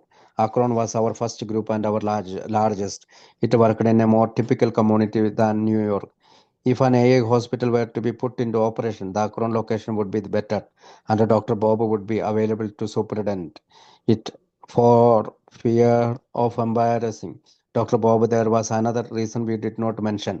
Though more than 2 years sober, he had been unable to revive his surgical practice. People were glad for his sobriety, but they still feared the knife in his hand. Each was asking, "What if he gets drunk the morning he cuts me up?" We knew Dr. Bob was facing a mortgage for foreclosure on his home, and if any money was forthcoming, he needed it for than any of the rest of us. പിന്നീട് mister Scott ഒരു ചോദ്യമുയർത്തി. അതിപ്പോഴും എയിൽ കേൾക്കുന്നതാണ്. പണം ഇതിനെ നശിപ്പിക്കില്ലേ? ചർച്ച പൊതുവായി ചോദ്യശരങ്ങളിലേക്ക് ഉയർന്നു. പണം ഉദ്യോഗസ്ഥ വർഗത്തെ സൃഷ്ടിക്കില്ലേ? ഉദ്യോഗസ്ഥ രീതിയിലുള്ള പ്രവർത്തനം ഇപ്പോൾ വിജയകരമായി കൊണ്ടുപോകുന്ന പരസ്പരമുള്ള നിങ്ങളുടെ സമ്പർക്ക രീതിയെ, മൗത്ത് ടു മൗത്ത് എന്നുള്ള രീതിയെ തകർക്കില്ലേ? ആശുപത്രി ശൃംഖലകളും വസ്തുവകകളും നിർണായകമായ വ്യതിയാനങ്ങൾ സൃഷ്ടിക്കില്ലേ? ഈ ചോദ്യ കൂമ്പാരങ്ങൾ സംഭ്രമിപ്പിക്കുന്നതായിരുന്നു. ഈ ആളുകളൊക്കെ ശാന്തരായിരുന്നെങ്കിലും അക്രോണിലെ ബഹളക്കാരായ പക്ഷത്തെ പോലെ ഇവരും അവരെ പോലെയാണെന്ന് തോന്നിച്ചു. മുൻവിധികളില്ലാതെ നമ്മുടെ സുഹൃത്തുക്കളിൽ നിന്നുയരുന്ന ചോദ്യങ്ങൾ നല്ല ചോദ്യങ്ങളാണെന്ന് ഞങ്ങൾക്ക് തോന്നി. ഇത്തരം അനർത്ഥങ്ങളെക്കുറിച്ച് ഞങ്ങൾ നന്നായി ചിന്തിച്ചിട്ടുണ്ട് എന്നും ഒന്നും ചെയ്യാതിരിക്കുന്നത് അതിലും അപകടകരമാണെന്നും ഞങ്ങൾ പറഞ്ഞു. ഈ യാഥാർത്ഥ്യങ്ങൾ ബോധ്യപ്പെടുത്തുകയും അക്രോണിലേതുപോലെ തന്നെ ഞങ്ങൾ സമ്മർദ്ദം ചെലുത്തുകയും ചെയ്തു. ഞങ്ങളുടെ ന്യായവാദങ്ങളിൽ ആകർഷകരായി ഞങ്ങളുടെ സുഹൃത്തുക്കൾ വഴങ്ങുവാൻ തയ്യാറായി. ഞങ്ങൾക്ക് കുറച്ചെങ്കിലും പണം ആവശ്യമുണ്ടെന്ന് അവർ സമ്മതിക്കുകയും ചെയ്തു.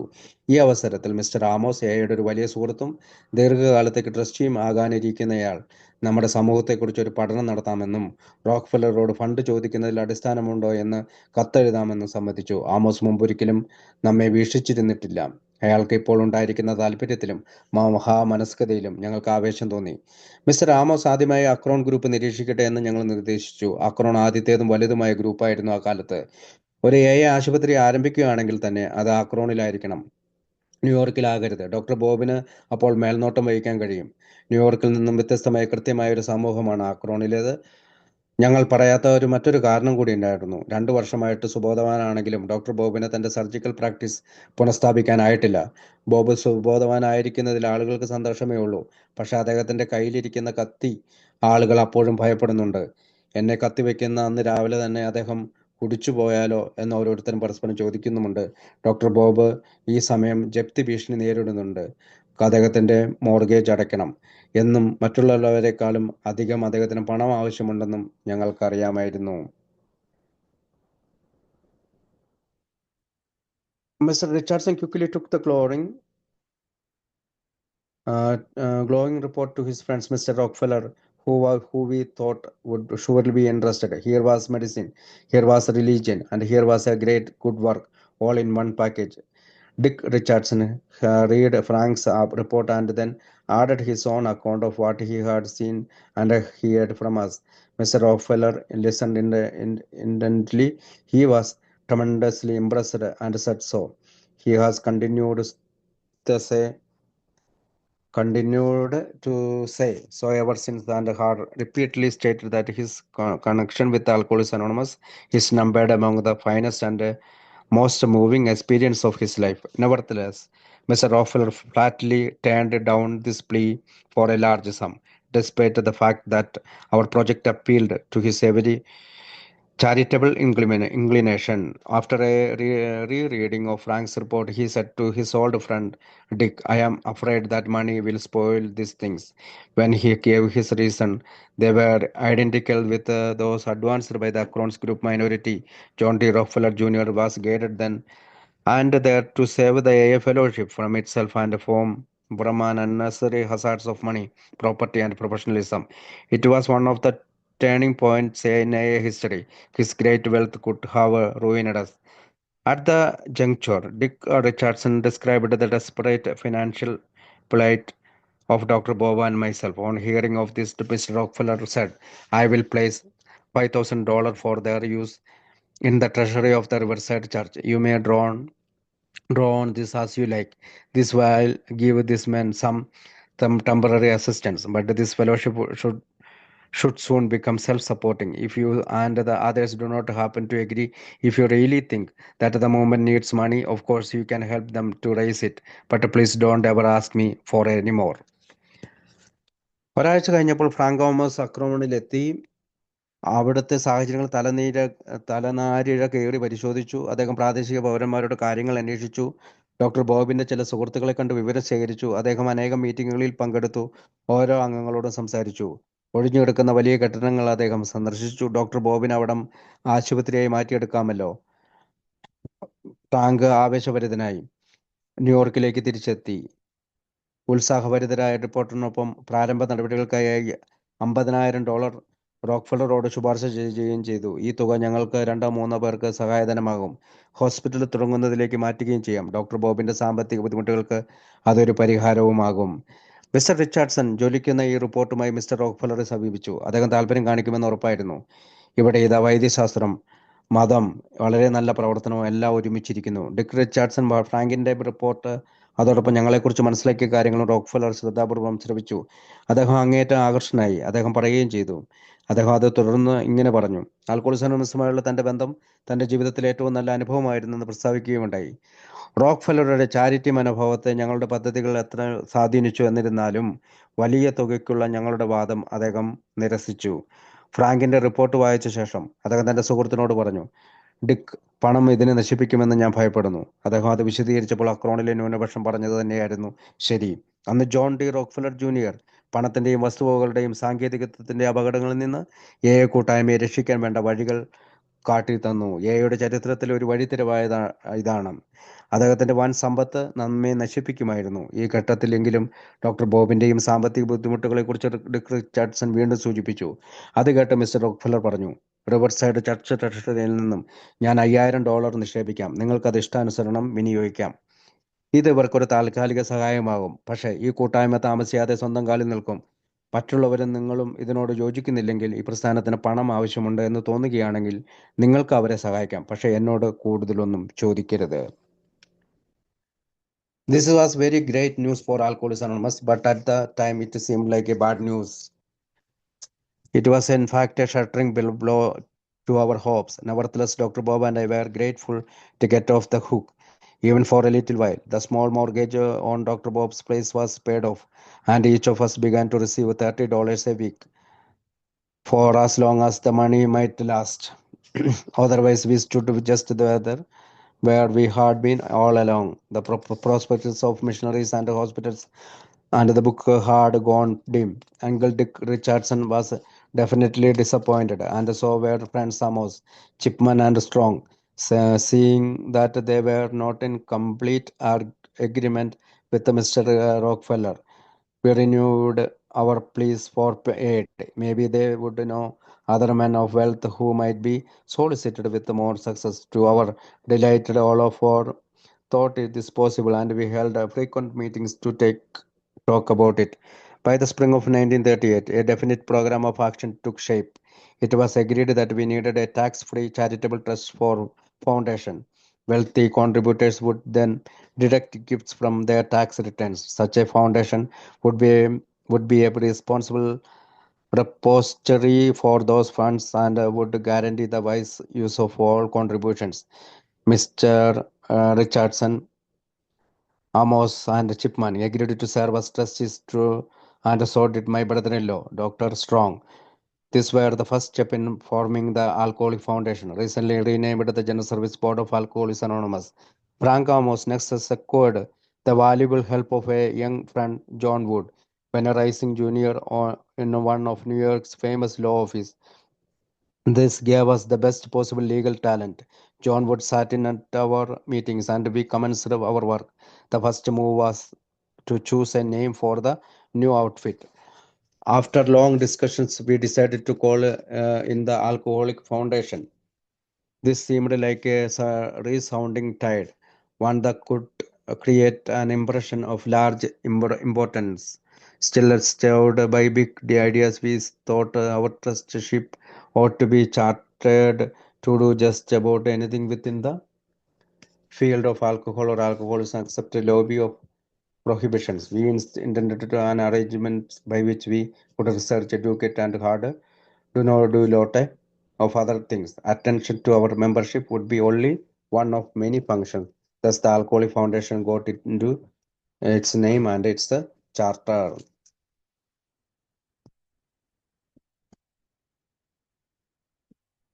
ഇത് ആൽക്കോളിക്സ് അനോണമസിന് ഒരു വലിയ വാർത്തയായിരുന്നു. പക്ഷെ അന്ന് അതൊരു മോശം വാർത്തയാണെന്ന് തോന്നുന്നു.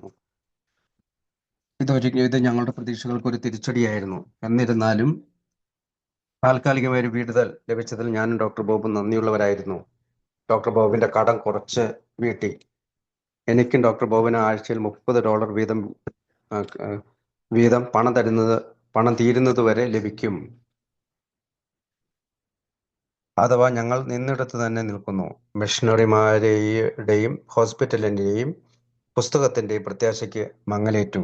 അങ്കിൾ ഡിക്ക് റിച്ചാർഡ്സണും ആമോസും ചിപ്മാനും സ്ട്രോങ്ങും നിരാശരായിരുന്നു. അവർ റോക്ക്ഫെല്ലറുടെ നിലപാടിനോട് യോജിക്കുന്നില്ല എന്ന് കണ്ടപ്പോൾ ഞങ്ങൾ വീണ്ടും അഭ്യർത്ഥനകൾ മുന്നോട്ട് വെച്ചു. ഒരുപക്ഷെ നമുക്ക് അഭ്യർത്ഥന നടത്താവുന്ന അവർക്കറിയാവുന്ന ധനികർ വേറെ ഉണ്ടാകും. അവർ 4 പേരും ഇത് സാധ്യമാണെന്ന് കരുതുന്നതിൽ ഞങ്ങൾക്ക് സന്തോഷം തോന്നി. ഞങ്ങൾ ഇടയ്ക്കിടെ കൂടിക്കാഴ്ചകൾ നടത്തി ഈ കാര്യം ചർച്ച ചെയ്തു.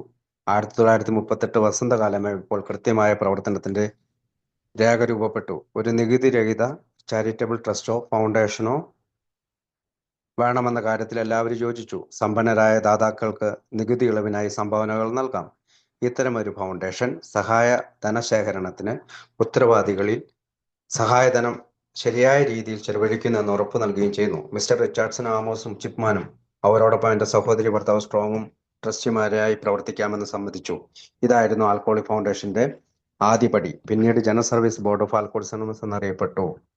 ന്യൂയോർക്കിലെ നിയമവകുപ്പിൽ ഉയർന്നു വരുന്ന ഒരു ഉദ്യോഗസ്ഥനായ ജോൺ വുഡിന്റെ സഹായം ആമോസ് നേടിയെടുത്തു. ഇത് ഞങ്ങൾക്ക് നിയമപരമായ സഹായങ്ങൾ നേടിത്തന്നു. ജോൺ വുഡ് ഞങ്ങളുടെ മീറ്റിങ്ങുകളിൽ പങ്കെടുത്തു. ഞങ്ങളുടെ ജോലികൾ ആരംഭിച്ചു. ആദ്യ നീക്കം ഈ സംഘടനയ്ക്കൊരു പേരുണ്ടാകുക എന്നതായിരുന്നു. സുദീർഘമായ ചർച്ചയ്ക്ക് ശേഷം ആൽക്കോളിക് ഫൗണ്ടേഷൻ എന്ന് തന്നെ പേരിടാൻ തീരുമാനിച്ചു. വലിയ പ്രാധാന്യം ഉയർത്തുന്ന ഒരു പേരായി ഇത് തോന്നിച്ചു. വമ്പൻ ആശയങ്ങളാൽ സ്വാധീനിക്കപ്പെട്ട് മദ്യനിരോധനവുമായി ബന്ധപ്പെട്ട കാര്യങ്ങൾ കഴിച്ച് എല്ലാ കാര്യത്തിലും എന്തും ചെയ്യാൻ കഴിയുന്നതായിരിക്കണം ട്രസ്റ്റിഷിപ്പ്. ഞങ്ങൾക്ക് റിസർച്ച് ചെയ്യാനും വിദ്യാഭ്യാസം നൽകാനും മറ്റ് പല കാര്യങ്ങൾ ചെയ്യാനും സാധിക്കണം. ഞങ്ങളുടെ അംഗത്വം പല പരിപാടികളിൽ ഒന്ന് മാത്രമായിരിക്കും. അങ്ങനെ ആൽക്കോളിക് ഫൗണ്ടേഷന് പേരും ഒരു പ്രമാണവും ലഭിച്ചു. Then we ran up against a legal riddle. It was thought that the board of trustees should consist of alcoholics and non-alcoholics. The latter were always to be in the majority of a margin of one.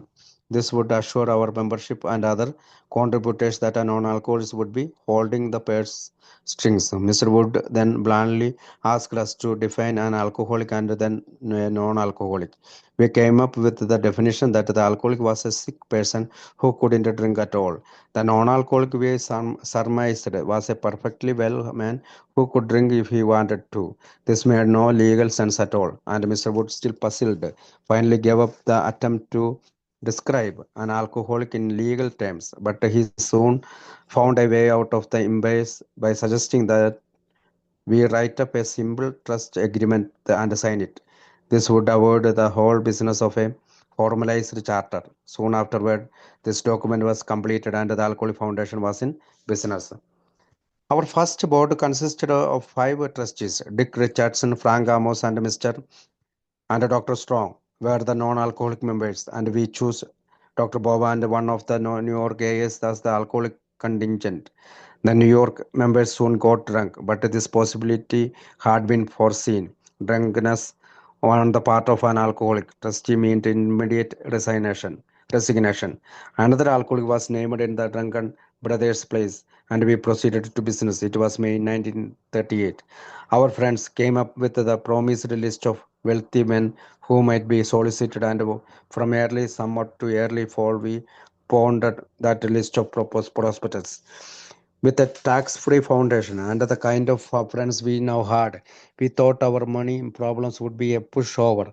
But the attraction of tax exemptions and a responsible trustee seemed to make no difference. For a while, Carlton Sherwood, a friend of Dick Richardson, lent us a hand.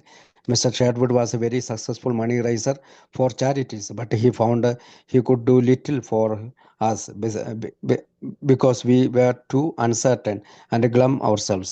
So the whole business logged down and the treasury of our foundation remained empty. It looked like the end of the line. ഇവിടെ ഒരു നിയമപ്രശ്നം ഉദിച്ചു. Board ട്രസ്റ്റിമാരുടെ അനുവാദത്തിൽ മദ്യാസക്തരും മദ്യാസക്തരല്ലാത്തവരുടെയും എണ്ണത്തിൽ മദ്യാസക്തരല്ലാത്തവർ ഒരാളെങ്കിലും അധികം വേണം. ഇത് നമ്മുടെ അംഗങ്ങൾക്കിടയിലും മദ്യാസക്തരല്ലാത്ത ദാതാക്കൾക്കിടയിലും നിയന്ത്രണം വരുത്തും. മദ്യാസക്തരല്ലാത്തവരുടെ കയ്യിലാണ് എന്ന തോന്നൽ ഉളവാക്കും. മിസ്റ്റർ വുഡ് സൗമ്യമായ ഒരു ചോദ്യം ചോദിച്ചു. മദ്യാസക്തരെയും അല്ലാത്തവരെയും എങ്ങനെ നിങ്ങൾക്ക് തിരിച്ചറിയാൻ കഴിയും? മദ്യാസക്തർ കുടിക്കാൻ കഴിയാത്ത ഒരു രോഗിയാണെന്ന് വിശദീകരണമായി ഞങ്ങൾ മുന്നോട്ട് വന്നു. മദ്യാസക്തനല്ലാത്ത ഒരാൾക്ക് വേണമെങ്കിൽ കുടിക്കാം അഥവാ കുടിക്കാതിരിക്കാം. അയാൾ പൂർണ്ണനായ ഒരു വ്യക്തിയാണ്. ഇത് നിയമപരമായി നിലനിൽക്കുന്ന കാര്യമല്ല. അതുകൊണ്ട് മിസ്റ്റർ വുഡ് ഈ കാര്യം നിയമപരമായി വ്യാഖ്യാനിക്കുന്നതിൽ നിന്ന് പിന്മാറി. ഈ സ്തംഭനാവസ്ഥയ്ക്ക് ഒരു പരിഹാരം എന്നോണം ഞങ്ങൾ ചില രേഖകൾ തയ്യാറാക്കി ഒപ്പുവെച്ചു. ഔപചാരികമായ ഒരു പ്രമാണം എന്ന ആശയം ഉപേക്ഷിക്കപ്പെട്ടു. ഈ രേഖകൾ പൂർത്തിയായപ്പോൾ ആൽക്കോളി ഫൗണ്ടേഷൻ പ്രവർത്തനം ആരംഭിച്ചു. ഞങ്ങൾ ആദ്യത്തെ ബോർഡിൽ 5 ട്രസ്റ്റിമാരാണ് ഉണ്ടായിരുന്നത്. Dick Richardson, Frank Amos, doctor Strong എന്നിവർ മദ്യാസക്തരല്ലാത്തവരും ഡോക്ടർ ബോബും ന്യൂയോർക്കിൽ നിന്നുള്ള ഒരു അംഗവും മദ്യാസക്തരുമായിരുന്നു.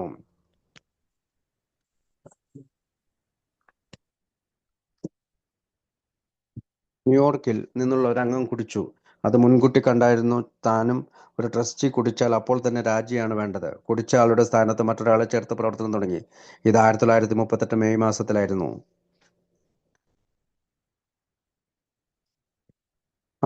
സഹായിക്കാൻ കൂടെയുള്ള ഞങ്ങളുടെ സുഹൃത്തുക്കൾ സഹായിക്കാൻ ഇടയുള്ള സമ്പന്നരുടെ പട്ടികയുമായിട്ട് വന്നു. ആ വേനൽക്കാലം മുഴുവൻ ഞങ്ങളത് നോക്കിയിരുന്നു. നികുതി രഹിത ഫൗണ്ടേഷന് ഞങ്ങൾക്ക് ലഭിച്ചിരിക്കുന്നു. സുഹൃത്തുക്കളെ നോക്കിയാൽ ഞങ്ങളുടെ സാമ്പത്തിക പ്രശ്നം തീരാവുന്നതേയുള്ളൂ എന്ന് ഞങ്ങൾ കരുതി. നികുതി ആനുകൂല്യത്തിന്റെ ആകർഷണീയതയുടെയും ട്രസ്റ്റിമാരും ഗുണമൊന്നും ചെയ്തില്ല.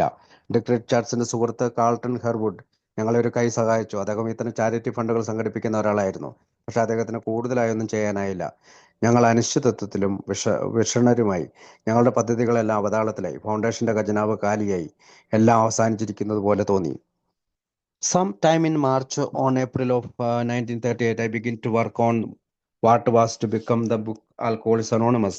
By the time our big money push was underway, I had completed my own story and had roughed out what is now the second chapter for the AA book. Mimeographed copies of these 2 chapters were part of the paraphernalia for the money raising operations, which had now fizzled out. Anxious to encourage us, our friends insisted on monthly trustee meeting. For a while, nothing happened at them except a commiseration for the fact of the foundation's empty treasury. But at one of these meetings in the early fall of 1938, Frank Amos popped up with an idea which opened the door upon our rural future. Frank said, "One of my friend, Adrian Exman, is a religious editor of Harper. Perhaps he would be interested in your new book. Why don't you go down there and show him the few chapters you have done? I will fix it for you." So down, I went on meet Gene Exman, another wonderful friend to be of our society. I related the tale of our struggle and handed over to him my first attempt at authorship. While I waited, Jen thoughtfully scanned the 2 chapters. Then he asked, "Could you do a whole book in this style? And how many months would it take to you?" I was shaking, but I had an answer ready. "I believe I can do it. It will probably take 9 or 10 months." Thereupon, he made a proposal that was surprising. If it would help things along, he said, "I think Harper might be willing to advance $1,500 in royalties. This amount would be deducted from your account when the book is finished in 1939." 1938 March April മാസങ്ങളിൽ ഞാൻ ആൽക്കോൾസ് എന്ന പുസ്തകത്തിന്റെ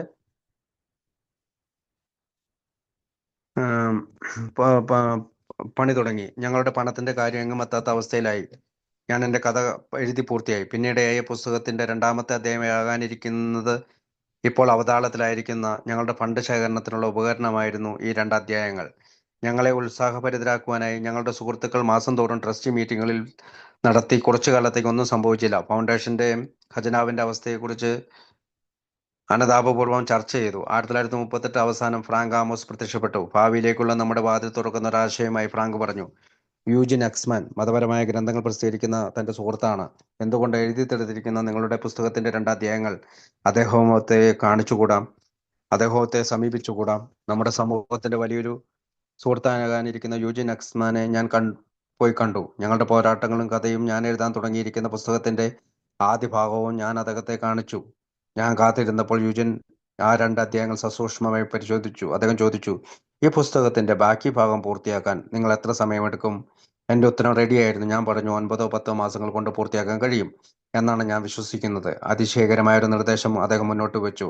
അദ്ദേഹം പറഞ്ഞു, "അത് ഗുണകരമാകുമെങ്കിൽ Harper നിങ്ങൾക്ക് $1,500 royalty ഇനത്തിൽ അഡ്വാൻസായി തരും. 1939 പുസ്തകം പൂർത്തിയാകുമ്പോൾ നിങ്ങളുടെ കണക്കിൽ നിന്ന് ഈ തുക തിരിച്ചു പിടിക്കും."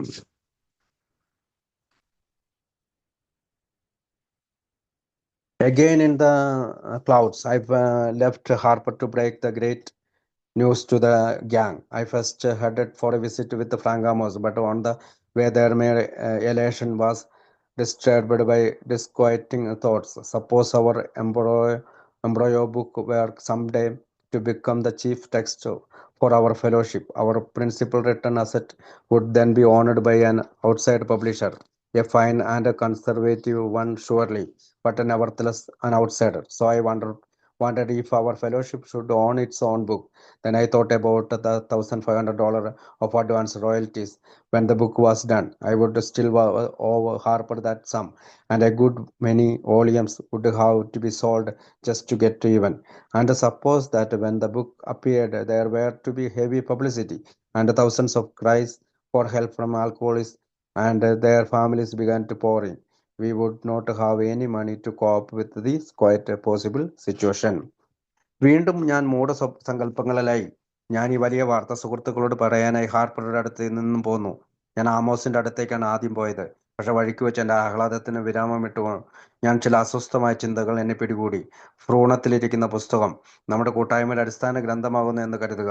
നമ്മുടെ പ്രസാധകർ നല്ലവനും യാഥാസ്ഥികനുമാണ്, എങ്കിലും പുറമേക്കാരനല്ലേ. നമ്മുടെ കൂട്ടായ്മയുടെ പുസ്തകം നമ്മുടെ കയ്യിൽ തന്നെ ഇരിക്കുന്നതല്ലേ നല്ലത്. ഞാൻ ചിന്തിച്ചു. ഞാൻ $1,500 അഡ്വാൻസ് റോയൽറ്റിയുടെ കാര്യം ആലോചിച്ചു. പുസ്തകം പൂർത്തിയാകുമ്പോൾ ഞാൻ ഹാർപ്പർക്ക് $1,500 കടപ്പെട്ടവനായിരിക്കും. എത്രയോ പുസ്തകങ്ങൾ വിൽക്കണം, കടം വീട്ടണമെങ്കിൽ. പുസ്തകം പുറത്തിറങ്ങുമ്പോൾ വലിയ പ്രചാരം ലഭിക്കുകയും അനേകം സഹായാന്വേഷണങ്ങൾ എത്തുകയും ചെയ്താൽ അത് നേരിടാൻ നമ്മുടെ കയ്യിൽ പണവുമില്ല. ഞാൻ ഈ ചിന്തകളൊക്കെ മനസ്സിൽ സൂക്ഷിച്ചു. വാർത്ത കേട്ടപ്പോൾ ആമോസിന്റെ മുഖം തിളങ്ങുന്നത് ഞാൻ കണ്ടു. എന്തു തന്നെയായാലും ഹാർപ്പറെ പോലുള്ള ഒരു പ്രസാധകൻ താല്പര്യം കാണിക്കുന്നതും യൂജിനെ പോലുള്ള ഒരാൾ കൂടെ പെടുന്നതും നല്ലത് തന്നെ. ഈ അനുഭവങ്ങൾ വലിയ ആത്മവിശ്വാസം വളർത്തുകയും കഷ്ടതയുടെ കാലത്തും പുസ്തകമെന്ന ആശയം നിലനിർത്താൻ സാധിച്ചു. And in the next foundation meeting, our friends smiled happily as they heard the details of the Harper project. It was the first ray of hope we had seen in months. The trustees were anonymous in their opinion that the Harper deal was the answer. I kept this misgiving to myself, and it was good to see Frank's face light up to hear the news. In any case, it was fine to know that fame like Harper wanted the book, and that an editor of Jen's caliber believes that it was going to be good. This experience was one of the confidence builder that kept the book project going through thick and thin. അപ്പോൾ ഞാൻ ഈ ചിന്തകളൊക്കെ മനസ്സിൽ സൂക്ഷിച്ചു. വാർത്ത കേട്ടപ്പോൾ ആമോസിന്റെ മുഖം തിളങ്ങുന്നത് ഞാൻ കണ്ടു. എന്ത് തന്നെയായാലും ഹാർപ്പറെ പോലുള്ള ഒരാൾ പ്രസാധകൻ താല്പര്യം കാണിക്കുന്നതും യൂജിനെ പോലെ ഒരാൾ കൂടെ പെടുന്നതും നല്ലത് തന്നെ. ഈ അനുഭവങ്ങൾ വലിയ ആത്മവിശ്വാസം വളർത്തുകയും കഷ്ടതയുടെ കാലത്തും പുസ്തകമെന്ന ആശയം നിലനിർത്താൻ സാധിച്ചു. അടുത്ത ഫൗണ്ടേഷൻ മീറ്റിംഗിൽ നമ്മുടെ സുഹൃത്തുക്കൾ ഹാർപ്പറുടെ പദ്ധതി കേട്ട് സന്തോഷിച്ചു. മാസങ്ങൾക്കിടയിൽ ഞങ്ങൾക്കത് പ്രതീക്ഷയുടെ കിരണങ്ങളായിരുന്നു. ഹാർപ്പറിൽ നിന്ന് മാത്രമാണ് പ്രശ്നത്തിന് ഒരു പരിഹാരമെന്ന് ട്രസ്റ്റിമാർ ഒന്നടങ്കം അഭിപ്രായപ്പെട്ടു. I had shared my doubts with a few New York friends about the Harper proposal, but I had said nothing about them elsewhere. Now, very reluctantly, I told the trustees what they were, but our non-alcoholics on the board were not impressed with my reason. They pointed out the well-known fact that authors seldom publish their own books and get away with it. The meeting ended on a dismal note. We were a hung jury. No conclusion or verdict was reached. ന്യൂയോർക്കിലെ ചില സുഹൃത്തുക്കൾക്കിടയിൽ Harper എഡ്വാർഡിലെ എൻ്റെ സംശയങ്ങൾ പങ്കുവച്ചു. മറ്റാരോടും ഞാൻ അതിനെപ്പറ്റി പറഞ്ഞില്ല. പിന്നീട് ഞാൻ ട്രസ്റ്റുമാരോട് മടിച്ചു കാര്യങ്ങൾ പറഞ്ഞു. മധ്യാസക്തരല്ലാത്ത ബോർഡിലെ സുഹൃത്തുക്കൾ ഈ കാര്യത്തിൽ ഞങ്ങളോട് യോജിച്ചില്ല. പ്രസാധകർ തന്നെ പുസ്തകം അടിച്ച് അതുകൊണ്ട് പോകില്ല എന്നറിയപ്പെടുന്ന സത്യം അവർ ചൂണ്ടിക്കാട്ടി. ഒരാൾ സ്വന്തം പുസ്തകം അടിച്ച് വിൽപ്പനയ്ക്കായി സാധിക്കില്ല. വിയോജനക്കുറിപ്പോടെ ആ യോഗം അവസാനിച്ചു. ഞങ്ങൾ മധ്യസ്ഥത വഹിച്ചു. തീർപ്പോ തീരുമാനങ്ങളോ ഉണ്ടായില്ല. നമുക്ക് നിർത്താം. Thank you.